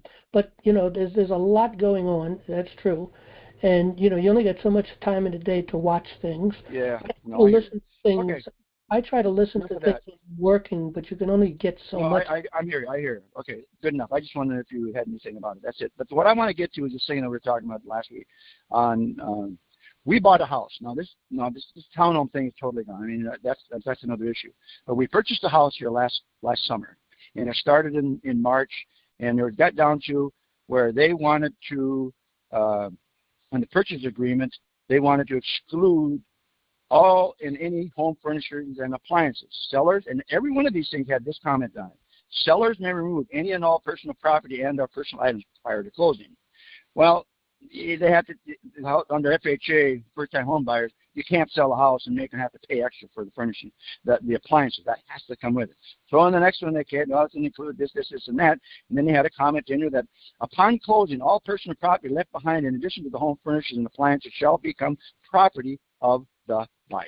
All right, now, they've been bugging us they want us to pay $10,000 for this stuff in here, and furniture and stuff. And I said, hey, I walked around the place and I said, I got to know how you came up with that $10,000. So I want a list of what you had, when you purchased, where you purchased, and how much you paid for it. I found out everything in this house. Take it out. But here's the thing. They're insisting that we agreed to pay them $10,000. I had never agreed. My wife never did that. Look, no matter what we settle on, they want all the money right now. And I said, we can't. Let me finish. Okay. But now what I got is there's law that controls all that. You need to look into the law. You know, I'm a builder in New York. I've built many, many homes and a lot of different kinds of construction. And whenever I build a house, all of the basic, you always put a refrigerator in a stove. You put all that stuff in the basic appliances, you know, but I don't put furniture. But all the appliances and everything are in, so that should be part of the house sale, and it shouldn't be in the kitchen. And it is. But they're coming back and, you know, they're still coming back. And their initial thing was $10,000 for all the appliances and all the home furnishings, you know, the curtains and all that stuff. When the next one came in, that was all going to be included. What I'm trying to say is the appliances. But now we're getting down to they're still insisting that we agreed to pay them $10,000. No, I didn't. We never did. Hold on a minute. Hold on. Just let me finish. Let me finish. We want a meeting of the minds to come to an agreement on anything. Any payment is going to have to be set up. Now, I'm just going to read you. I just give you a little background. I'm going to read the Listen, hold on. Let me just respond to what you've already said, and I can't get too deep into this. We do have a lot of people here tonight. But listen, here's the bottom line on this, okay? I've always been presumptuous. I never looked into the law about this. I never even thought about it. I know a lot of builders and other people doing building and different things, and they always put the appliances and everything in there. You know, the only time I've ever seen a place sold with furniture in it was when it was the model. And they had the furniture in it, and it became part of the thing, but I don't know what the contract was like. Look, it's either in the contract that, it's either in the contract that you signed, or it's not. Stop. I'm with you. You're preaching to the fire in this. What I want is your feedback on how I respond to the letter that we got from the attorney. They said, you close on the property, and payments you have not made any payments toward the... All right, look, I had to mute you so I can talk, because, you know, look, it's a very simple thing. Look in the contract. If it's in the contract, then you're stuck with it. If it's not in the contract, then the heck with them. Then you don't have to pay it. And you can tell the lawyers to take a hike. It's that simple. Now, there may be some law in the state, and, you know, I never looked into this, but there may be laws in the states that when you build a house and put it up for sale that you have to put the appliances in. But I don't know that that's the case. Just that everybody I know that builds always did that. It was part of the house. It's in their price. It's in their you know, what they put together for. And if you're building lots of houses, you usually have one as a model, and you give upgrades. Hey, you want this appliance instead of that one, or whatever the case may be, and you adjust the prices accordingly. So all of that should have been already in. If you signed a contract, look in the contract. If it's in there, it's in there. If it's not, it's not. It doesn't get any more difficult than that. So let me give you your mic back. How should I respond to that letter? Okay, they said we agreed upon the value of the home furnishing. No, we didn't. And then they're demanding $3,000 and then $586 payment, blah, blah, blah, blah. And this is the same person that screwed up four different purchase agreements. The contract. How should I respond? Just point out it's paragraph number 13. You take the contract. You take the contract, and if it's not in the contract that you agreed with them so far, you just send them a letter telling them it's not in the contract, so it's not going to be paid for, period. And there was no separate written agreement as well. It There was doesn't just get any more demands. difficult than that, though, Richard. That's it. There's nothing else to talk about with them. Okay, all right. So she's threatening, to take it to district court or from all claims court. And I said, good. A friend of mine went through the same thing, and she went to an attorney. They wanted a minimum. You said $2,000. He was told $5,000 just to start it. And you said that earlier in the conversation. You're not going to take me to court. They use lawyers just to make the thing because, like you said, you want. They're saying 10,000. You're not seeing 10,000, and you're going through. You want them to give you an itemized list. They're not going to be able to do that if it's the case that it's all crap. So. Well, it's all closed. With the closing phrase, the sentence says anything left behind at closing belongs to the buyers. It's ours. All right, Okay, I just want to know. So you're kind of agreeing with it. I'm just looking for confirmation. This letter's just a letter of intimidation to help me get us the case. It's very simple. Just look at the contract. Whatever you agreed in the contract, I'm sure you read through it. And, they love that fine print. So if you have something like this, you definitely better read the fine print. But in any event. What I'll do, I'll just refer to, because you said any questions or comments, email or call. I'm going to send her an email, but I'm just going to put on there, in response to your letter, I refute all of it. Part and parcel. There never was an agreement. Refer to paragraph number 13. Look. I'm going to tell you very simply, then I got to move on, okay? You take the list of the things that they're claiming. You go into the contract. It's not there. You give the list back, not in the contract, not in the contract, not in the contract, not in the contract. And then you never got a list. Then there's nothing else to talk about. Don't worry about it then. If you've done that, okay. All right. They're not going to take it. Okay. That's all I wanted to do. Okay, thanks. It was just a letter to kind of scare us into. All right, I got a half hour left, and we got a lot of people. Take care. Yep. Right. Good night. Thank you. Jay, North Carolina, you got the mic. Go right ahead. Hey, John, this is Jay. How you doing? I have not been on the call for 6 or 8 months or something. Oh boy, I recognize that. But it's been a while. like I got us on the Power Hour radio show that time, and I tried to get us on Alex Jones. Do you know Gary Franchi? I don't know. Next Network, I know him. Next News Network. That's an avenue I would think. I don't know how to get a hold of him, but yeah. Do you know Mark Z? No.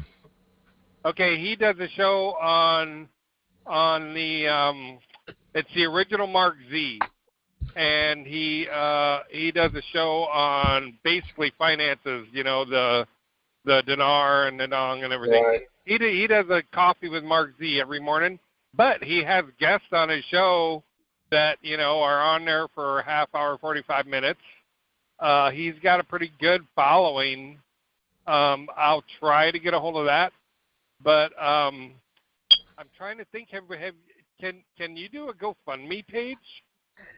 I thought about it. We've done a GoFundMe page a long time ago. I thought it was a pretty good one, and we put it out to the people. We people that went out that we sent did give money, and we didn't really collect what we were hoping to collect.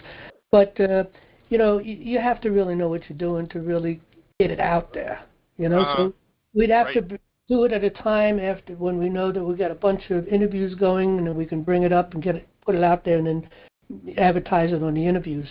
I'll see if I can't get a hold of a couple podcasters and see if I can't get an interview. But I will donate $200 to the cause, and I'll give you $100 for membership. Yay! Well, we appreciate that, Jay. It's been a while since I heard from you. You're still trucking, aren't you? Yep, still trucking. Well, yeah. All we got to do is clone you 100 times. So, anyways, can I call you after the call and give you because I'm moving right now. I think you got my number, don't you? Yeah, and the problem is if I don't do it now while I'm thinking about it, I'll stop in 3-4 hours at the end of the night and not think about it, and then tomorrow it'll be totally out of mind. And yeah, well, you can call me after the call. Okay, all right. I'll give you $200 for the cause and $100 for membership fees. Dude. Well, that's appreciated, Jay. Thanks. Cool. All right. Well, I was just thinking, who can we get to? But Yeah, even if you could think of just one person that we can get an interview with, and other people can think of just one person, maybe we can have 6 or 8 or 10 people that'll do interviews with us. Well, Gary Franchi interviewed me a long, freaking 10, 12, almost 20 years ago. He was calling me the DVD vigilante or whatever because I was handing out 45,000 copies of 9/11 DVDs and stuff to people, you know. Yeah. But he interviewed me a long time ago, and then he took over for Aaron Russo when Aaron died. Being killed. Yeah. Awesome. Yeah, he went, yeah.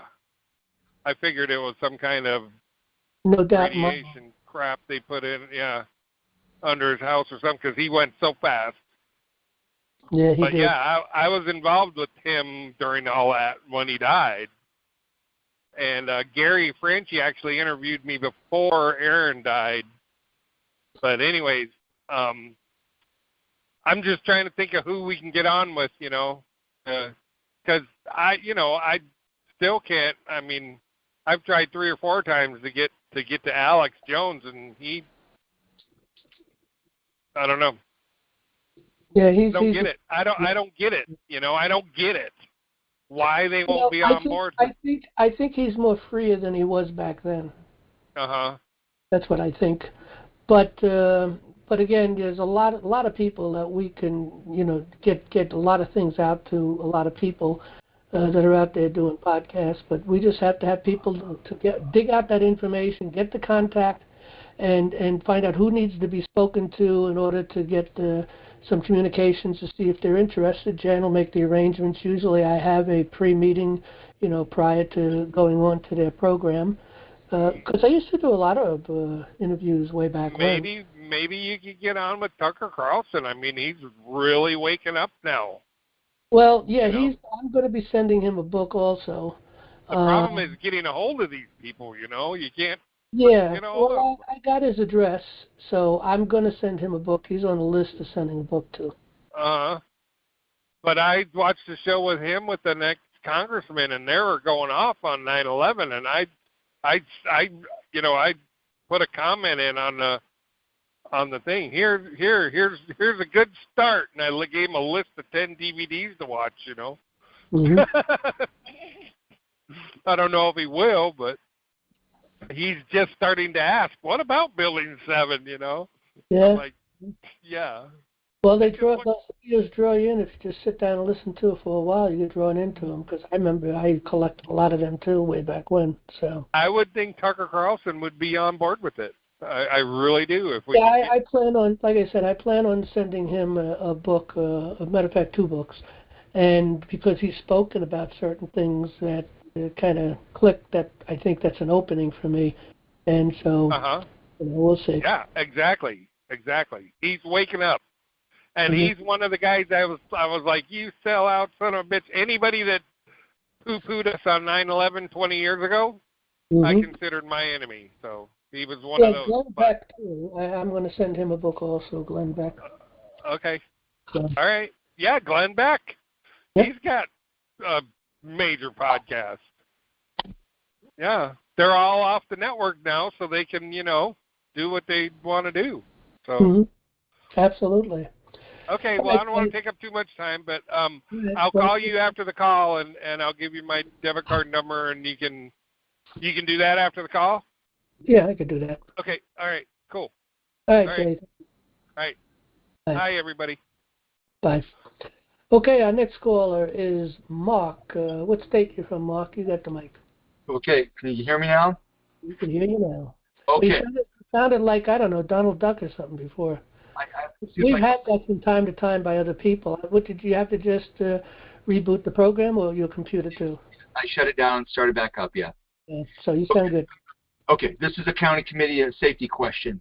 I'll try to give you the Reader's Digest, but if I miss an item, just ask a question.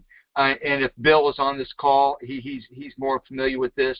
Maybe I told him to get on this call. He might get on later to reiterate what I'm trying to say. Anyhow, our county has created a sewer board, and this started like in 2019, and they didn't make it public until just this past February. And they are saying there's like 5 or 6 phases of 2,700 customers. And they're starting out with phase 1 of only 600 customers around a lake area of about 6 or 7 lakes. And they're saying your sewer is going to be from $75 to up to like $225 a month, and a hookup from $2,000 to $20,000. And this board is not a voted board. They've been nominated, and they've been given a certificate of appointment. So there's no oath. This board has already created $500,000 of debt. And this whole... Well, I'll tell you how you might be able to shut them right down. Sure. I'll bet you dollars to donuts they didn't do an environmental impact study. And if they haven't, they can't do anything. Okay. Now they will try. You know, I learned about this with Robert Schultz with We the People. This is like one of his first cases where they tried to do exactly what you're talking about. All these people and everything else. And then he found out about the environmental impact study that they didn't do it, and they were pushing all this stuff forward. Okay, and you know, and that's pretty much how he shut them down with the environmental impact study. Because they had to go to the Indiana Department of Environmental Management to get this board approved. But the question is, was the study done? Yes. Okay, the payola goes on there. There's you know, there may be some people who know each other and this and that, and they're pushing things through, whatever the case may be. A lot of politics to play in there. And if they can bypass it, they'll bypass it. God forbid you go build a house and you have maybe a little bit of a swamp or something, and you don't go do an impact study on that and spend all this craziness and money. You know, they'll really put the screws to you for these tiny little things. Just think about what they got to do. Okay. But it turns out that, you know, the septic systems around the lake where Bob Schultz was involved in talking about had no impact on the lake at all. There was no problems with that, so Yes. It wasn't needed. Yes, and then there's been some people that have taken their own water samples from taps to on their pier, and they've been okay. Yeah. So well, what they found with Bob's thing is that the central sewer system was very much more a problem and a potential problem and a problem, where the separate systems were better, and the separate ones will never fail at the same time like that big system can, and so it didn't make sense to do it. Well, they probably need more fluoride too. Well, this is water treatment for water. I don't know how many people got that one. Mm-hmm. Where fluoride comes from, but we'll bypass that. Okay. Fluoride's drinking water, John. I understand. They put it in drinking water. Where do you think they get it from, though? Oh, I think it's a byproduct of making aluminum, and that's why they give it to us, because it's expensive to get rid of waste too. So I mean, that's what I've heard. A byproduct of aluminum waste. It's deadly poisonous. Mm-hmm. So what do you do with poison? You feed it to the people, don't you know? Stupid. Okay. Right. Well, they've been feeding us all kinds of poison for a long time. Well, it's cheaper to get rid of it like that. But so. Thank God we have Kennedy in here now. Yeah. All right, Mark, anything else? We're going to move on. We're running late. Study. We'll pursue that, and not necessarily the appointed board. That's we can't do nothing about an appointed board. Well, again, you know, I don't know the politics, what's going on up there, and it's usually politicking that gets this stuff going. You know, you got to dig deep in some research on why they want to do this. There's money to be made. Yes. A lot of people are going to be making money, and a lot of people are going to be exchanging, you know, money even within the political individuals up there, one way or another, you know, maybe into their retirement fund or this or that, and whatever the case may be. Yes. You know, yes. With what we're seeing going on with Doge, I mean, and the U.S. AID, I mean, this seems to be everywhere. Yes. You know, so. Okay. Thank you very much. Okay. Okay. Next, Tony from Pennsylvania. You got. Hey, before you go, Tony, Gerard, have you heard anything new about Tony? If you did, give me a call after the call. Yeah, I did. I meant to call you today. I got busy. I'll talk to you later. Yeah. When you call me, I may be on with Jay. I'll get back to you. Okay. If he calls me on Skype number, I can pull you in. Okay. Okay. Well, if you call me on Skype, I can tie it all together. Tony, you got the mic from Pennsylvania. Hello, John and Jan. So, as I was listening, and what we started here in Pennsylvania was with our Pennsylvania pioneers. Jan, you spoke to what's her name? Matika, Laura Matika. And she said you guys were supposed to be doing something, working out something with our committees of safeties here in Pennsylvania. So I was wondering because every Wednesday. To somebody? Would they want me? Yeah, I think they wanted me to speak or something. I don't know. Yeah. I thought it was supposed to be like April 25th on Friday or something like that. I don't know the date, but I was wondering. So we the girls, the ones who had put this all Pennsylvania Pioneers together, Karen and. Hold on. Jen, do we have a date on that? Do you know? Did we ever settle on a date? We're waiting for Laura to get back with us. She was going to hunt up a number of people and get them all set for that date of the 29th or 5th, whatever it was. But right. Well, they're going to need to do that soon so that I can put it on my schedule. I don't have a firm date yet, John. All right. Well, we'll do whatever we can. Maybe we'll have to move into the next month. Well, we have our meeting on Wednesday night, and I can mention it again. I just texted Laura to see if she had confirmed any dates with you and stuff. But Karen and Wednesday was a conflict because that's the Bible. Right. That's why I said I think it was the 25th, which would have been Friday or something. I wanted to do something, I think, on a Monday, which would have been before the call, which I could accommodate. Yeah, well, I'll mention it to them again, like I just did earlier, just a little bit ago. But what I want to say is that they started getting volunteers for different committees. So if we did like a committee for funding with you, would that be something? Because I tried. How many people you got in the committee at the moment? Oh, they have all the information. I'm the moderator in Montgomery County. But whatever we do, I think I should probably have a call before the call, to discuss and get an idea of what they're looking or anything particular. I mean, I could do anything off the fly anyway. It doesn't really matter.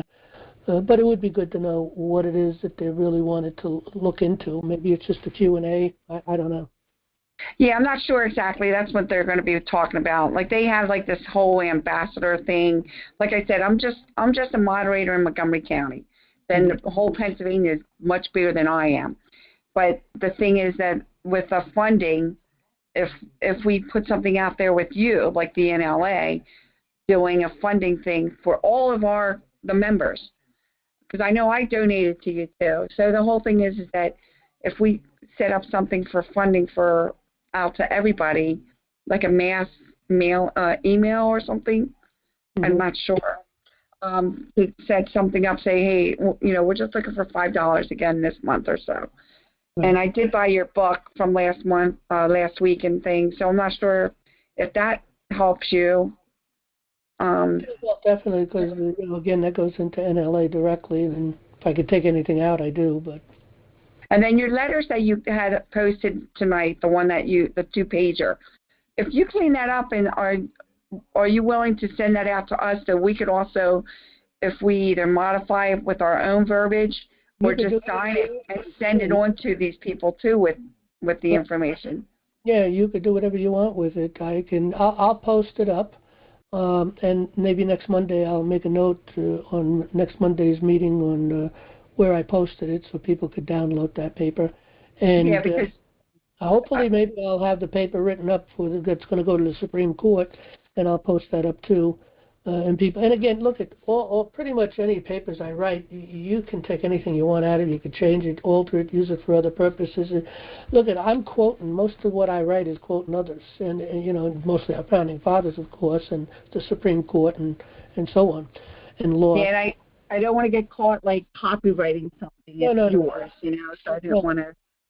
Well, the books are copyrighted, but nevertheless, you can use the information in the book. Your letters. Yeah, you could use anything. Yeah, I look at the memorandums are there for people to use. I mean, I wrote them, and I wrote a book just memorandums also, and so people should use them in their court cases, and wherever they can.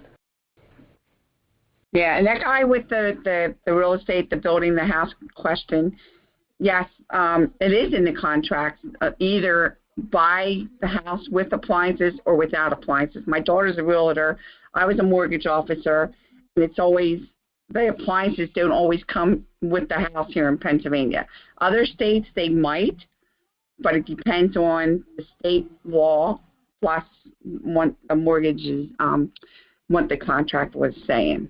And some people don't want any appliances, they want themselves, but most people, look, as a builder, if I'm building a house, I give them a budget. I give them certain things that I'll put into the house, and it's a budget. And if they want to upgrade it, then they pay for the upgrade, and that's it. Because when you put the house together, and sell it as a contract to sell it before you go build it, you want to have everything in there that it's a working home.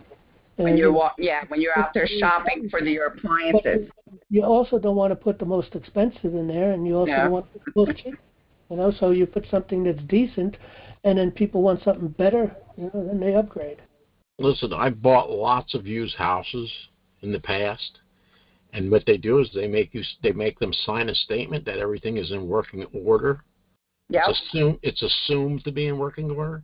When I bought this house, I was here 2 months and the hot water tank burst, and I called up my lawyer, and he called up the realtor, and they put a new one in because it was implied that it works, so they had to cover it. It's like an insurance policy. That's normal stuff.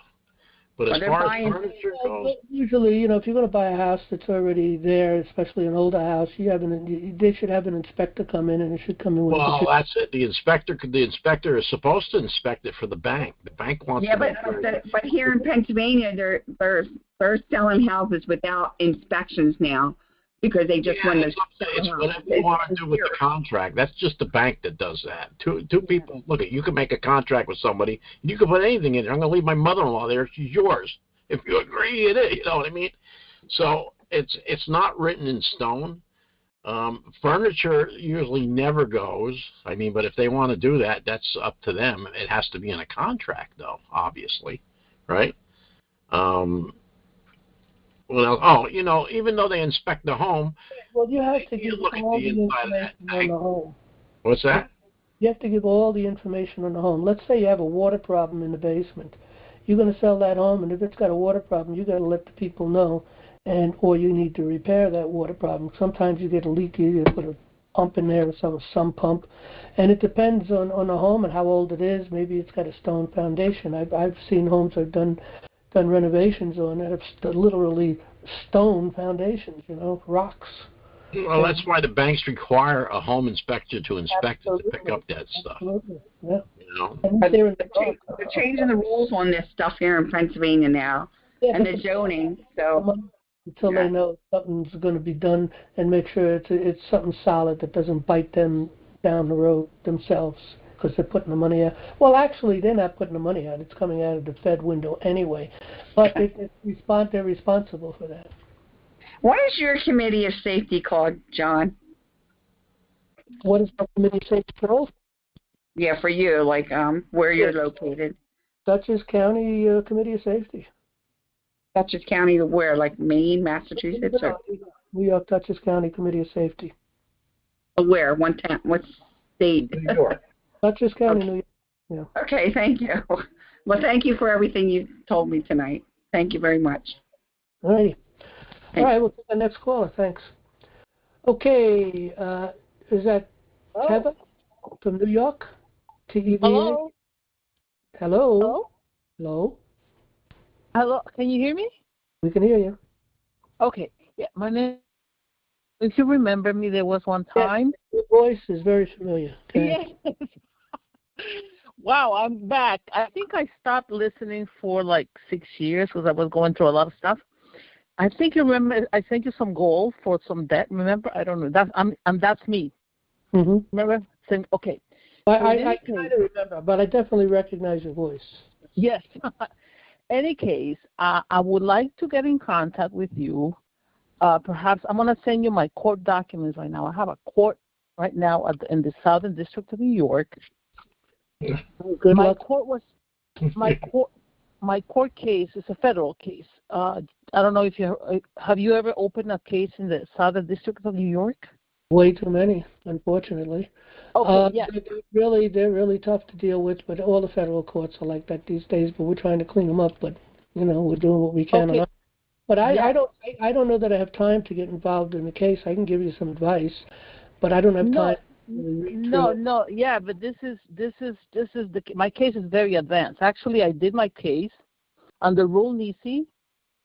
You know about Rule Nisi? I think you do. And then I did my case under Rule Nisi, and I writ of injunction, writ of prohibition, and writ of quo warranto. Okay, so you're talking about a Nisi Prius.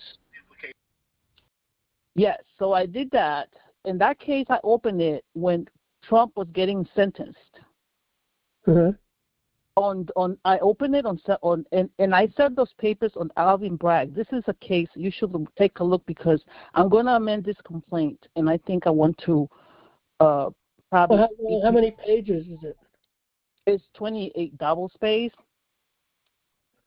I'll see if I can breeze through it, but I'm not going to promise you too much on it because, again, my time, I work all day long. I get up in the morning, I go to work, and I work until dinner and even after dinner. And, the time... Well, the case, I'm going to cut through the case because that's actually, I served the papers on Bragg and all that stuff. My judge is Del Ho. I don't know if you ever heard that judge, Del Ho. No, never heard. The Chinese guy. Okay, that's the same guy who was presiding over Adams' case. So I opened that case and I defaulted the judge. I actually vacated the bench. He's out of my case.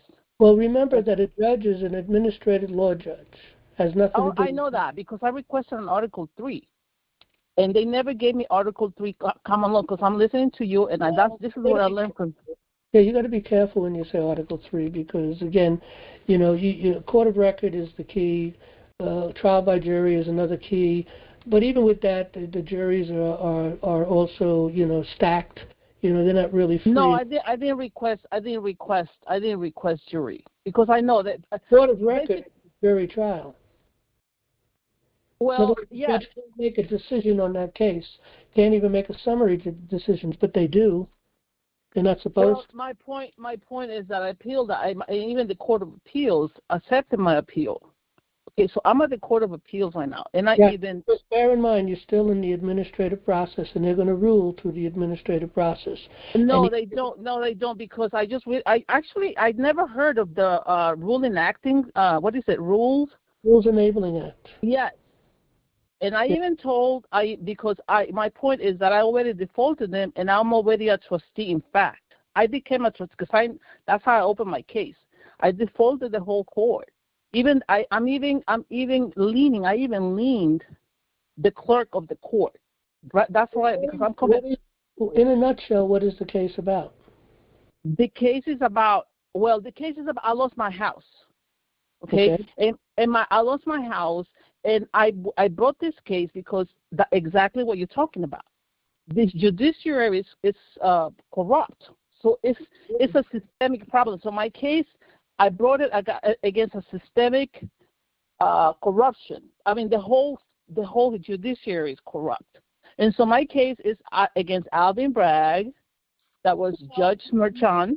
What you want to do, though, the where that case needs to go at this point, if you lost your home, is to the federal court for denial of due process and nothing else. Once you start talking in the federal court about anything that they cannot hear, they're just going to throw your case out because they can't hear it. No. My case is advanced. My case is very advanced. Actually, I think because I know that my case is very, actually, I think I'm already almost up to this. Let me tell you what I'll do. Send me the case, and I'll try to find time to breeze through it. We'll talk about it a little. It's not long, yeah, because I did a lot of non-conventional, because I learned from you. I actually started with you like 10 years ago, maybe 12 years ago. Mm-hmm. And then when I started losing my house, I even went to the state court, and this is where I lost my house because the judges didn't do anything. I lost my house. They took the house away. Was that a town court? Yeah. Yeah. And they have that. And look at their Nisi Prius courts. Unless you agree, they have no authority, no personam jurisdiction. But it turns out that also a state court, when you go into a state court and you open a case, or if someone's suing you and you do a counter suit, okay, and you opt into the Seventh Amendment, that you're not interested in an administrative law judge, you want the jury, okay, you want a court of a record. And once you do that, they're supposed to turn that over. They can't even make summary judgments, but they do. They'll even tell you, hey, you can't bring this information in, or that proof in, whatever evidence you have. They play around with your evidence too. They try to deny. The judge wouldn't even sign my order, by Article 15 order, where you could just fight, you could prove that your house is yours, and then it's like an order to show cause, actually. You're not going to get involved with that. You're only going to win on a cause in a federal court for cause and for a denial of due process. That is the only way you're going to be able to win in a federal court on that case. And if you prove a denial of due process, they better go see how they're going to buy your house back or give you a whole bunch of money. But getting that through the federal court is another problem now. And the Southern District Court, I think, is one of the most criminal courts in the state of New York. But that's where I am. And I'm going to send you my paperwork because my case is very advanced. I don't know that you have to file in the Southern District. No, but I didn't file for my house. I used my house as a predicate. Because when they were sentencing Trump, I'm not sure, really. I really don't know if this actually stopped, because you have to read my case. Okay, we run out of time. I got two more people. I want to give them a couple of minutes before we close down. Send me the case. I'll try to find send it to this address here, to this address on the website? I'm going to breeze through your case, okay? Yes. I'm not going to be able to really get down deep into it, but I'll be able to tell just by breezing through whether you took the right approach, okay? So let me see what you got. Talk to me next Monday. Send it to mail, M-A-I-L, at nationallibertyalliance.org. Okay. So the address on the mail, over here on the website, that's where I send it? Yeah, mail, M-A-I-L, at nationallibertyalliance.org. Okay. All right. Thank you. And if you send it out tomorrow, I'll kind of keep an eye open for it. Okay. Because I don't read. I just don't. No, I'm not sending you because I want you to help me. I want to send you because I want to see what you're doing. I understand. I have a little bit of an interest in this case because I've done a lot of work with non-judicial foreclosures and what's going on in New York with this, and pretty much it's nationwide problem. And the inability for them to take this through the regular courts because of the fraud that's involved and the robo-signing and all the other things that go behind this thing. There's just a lot of crime in this whole process. Plus the fact that the bank has no interest in it because they don't have any direct agreement with you. They don't have no skin in the game. They already got their point or 2 points or half a point or whatever they got for moving the house, the mortgage through the window, okay? No, it was a tax foreclosure. It was doesn't matter. They don't have agreement with them either. There's no okay. I gotta go. Send me the case. I'll try to find time to breeze through it. You can talk to me next Monday. Okay. All right. All right. I get two other people. It's after 11. I'll give you a couple of minutes apiece. Sorry for that, but we'll see where we go. Richard, North Dakota, it looks like. Yeah, this is Richard again. See, I don't have any question. I just have a comment. Have you heard anything about Hillsdale College? I'm familiar with them, but they don't understand common law, it seems, unfortunately. Well, they want to do some training. They want to start some educational process on. Yeah, if you teach people about the law and you teach, the guy is brilliant that runs the place. Okay, he has great knowledge, the president. But I've listened in on some things, and they lack the common law. They don't even understand the destruction that was made in the courts of the Rules Enabling Act. They don't understand ultimately, really. Remember, they were formally educated. Anybody formally educated is polluted with all kinds of stuff, especially in the law part of things. But it's true, probably. Maybe National Reliance can re-educate them. Maybe they're not aware of this stuff. And you maybe National Reliance. I would say send them your book. Well, they're not. Look, they're not interested in it because I'm a crazy to them. Look, what I read in the paper a little earlier. Hopefully I didn't ruin this quote. It's a Mark Twain quote. It ain't what you don't know that gets you. It's that what you think you know and you don't. Yep. That's paraphrasing a bit. But in any event, that's the problem with them. I have talked with a lot of lawyers. It's like deers in the headlights. They're not getting it. They don't want to get it. They spent $250,000 or $200,000 to get their education. They were taught that our law comes from Rome. They're taught that we have to live off statutes. We apply that upon the people. We're under civil law. They never heard of the Rules Enabling Act. They have no clue what common law means. Common law has to do with what's called comity, C-O-M-I-T-Y. Which is the trial court rulings and stuff, and they apply that as if that has something to do with my case. Okay, things similar is not necessarily the same thing. It has nothing to do with my case, and that's not common law. All it is my dealings with them been similar to yours. You can't get them to even look at the law. They should, nope, this is the way it is. I ain't gonna look at it. They're not in it. Look, they're making too much money, and you're spoiling their whole game here. They don't want to do what you have to say. Yep. Now, one other comment. Are you aware that... We've already been a lot of time, and we've got one other person. No. It's after 11. I got to go. There's a property tax lawsuit against the state of Texas on the illegality of property taxes. And he's bringing a case, I think he's going to the Supreme Court with this, that Texas is illegally taxing on property. And he's got all the stuff in there. He was on some realtor. Any property being taxed is illegally done. It's a direct tax. Right. But he's going after it. Yeah, We're doing it in North Dakota as well. Until we get the courts back, he's not going to get anywhere. Okay. I know, maybe working in conjunction with those kind of people too. Still, if he gets through it, I'd love to hear it. So let me know if he gets through it, because I'd love to see that case that gets through that. I mean, eventually. Yeah, I sent it to Jan and Andrew. Look, two things that are going to happen. I've been talking about this for a long time. Okay. Two things, ever since I realized what Trump is doing, goes back to 2017, 2018, and you realize, okay, we're going to get back things. And there are other reasons why I believe that. But the thing is that direct tax is unlawful. It's in our Constitution. A tax on, if they tax your property every year, you don't own it. You're paying them rent or whatever it is that they think they're collecting, and they call it a tax. Yep. That's unlawful. Same thing on your sweat. Your labor. You can't. That's a direct tax. You can't pay. You can't charge a direct tax. So it's that simple. So we will eventually get that back, providing we get our courts back. So we may get our nation back, not our courts. Got to go. What about Mike Lindell TV? Have you talked? I don't know how to approach those people. I really don't. I don't have. I'd have to find the time to research, to educate myself, to see how people approach rich people for money. I understand there is a process. I understand. Look, I've asked some people for money. I guess I just asked it the wrong way. I don't go through the procedures that they have set up. Someone corrected me on this, said, look, there's a procedure. They're not even going to bother looking at your papers. You got to do this, and they were supposed to help me, but I never got the help, so it didn't happen. Oh, to get on their program. They have a bunch of people. One person, I got to go. Okay, we'll talk next week if you want. Brett, you got the mic. What state are you from? I know we spoke before. Wisconsin. Go right ahead. Yes. So we got a couple minutes now. Okay.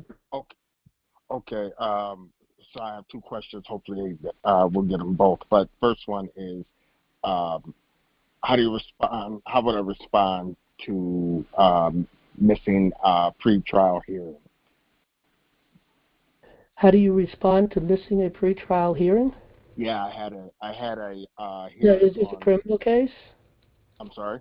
Is it criminal or civil? No, it was a small claim. Okay, you against you, or you were doing it? You were suing someone else.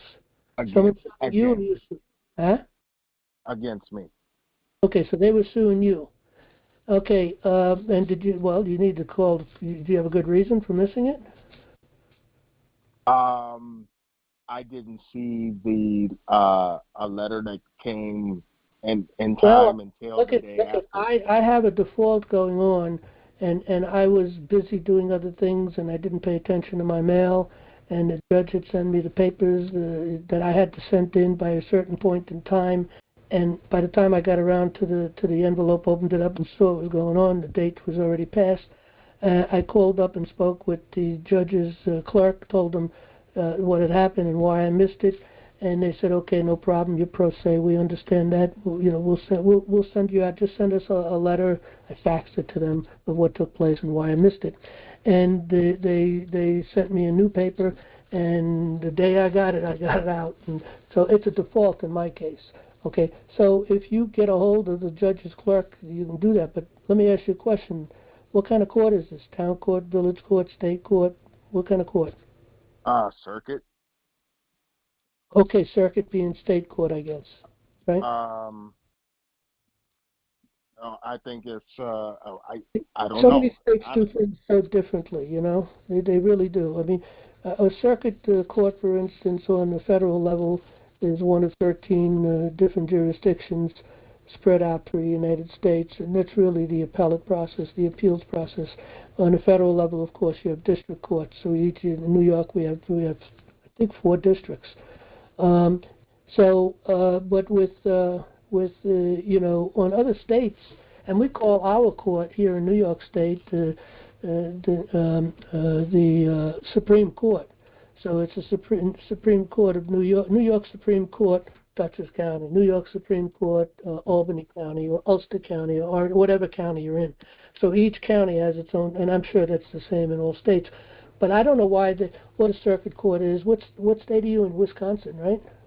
Yeah. Yeah. So Yeah, I don't know Wisconsin. what kind of a court that is. Sounds like a state court.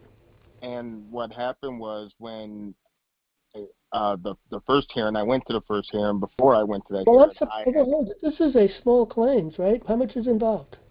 Yeah, $7,000 credit card balance. 700 or 7,000? I'm sorry. 7 what? How much is involved? 1,000. Yeah. 7,000. Okay, 7,000. Well, that's no longer a small claims. That's why they can hear it. You're not going to hear a small claims per se. Really, a small claims. With small claims, maybe I think here in New York, it depends. It's like $3,000 or something. That's small claims. Maybe it's 3,500. And anything above that, or anything that and below, the state court won't hear it. But once it's above that, then the state court will pick it up. So, but 7,000, I'm sure, is no longer a small claims. It's a credit card thing. But there's ways you can win the credit card thing, and it depends on who's collecting. Do you have an agreement with the people who's collecting? Yeah, but that was the thing. They sent a sheet of paper with these allegations, and I rebutted it, all of them point for point. And when it got to the hearing, I asked the judge if it got my paper, and then they just moved on to a new date. All right. Well, how long ago was it that you were supposed to respond and you didn't go in for the hearing or the pretrial, whatever it was? This would have been the 18th, or not the 18th. So right before the holiday. Right. Yeah. Call up and talk with the clerk and fix it. I'm sure they'll fix it. Okay. Just give them a good reason on why, and they'll probably tell you respond by letter, and we'll reset it. Okay. Remember, you're pro se. They're supposed to give you more leeway than it would with a lawyer. A lawyer is a different story. Okay. Okay, Brett, I got to go. And if you want to talk more, we can talk next week. Okay, thank you, John. Okay, with that, we're going to close down for the night. Good night, everybody. Thanks for coming. And Lord willing, we'll see you next Monday. And let's try to get these papers going. Good night.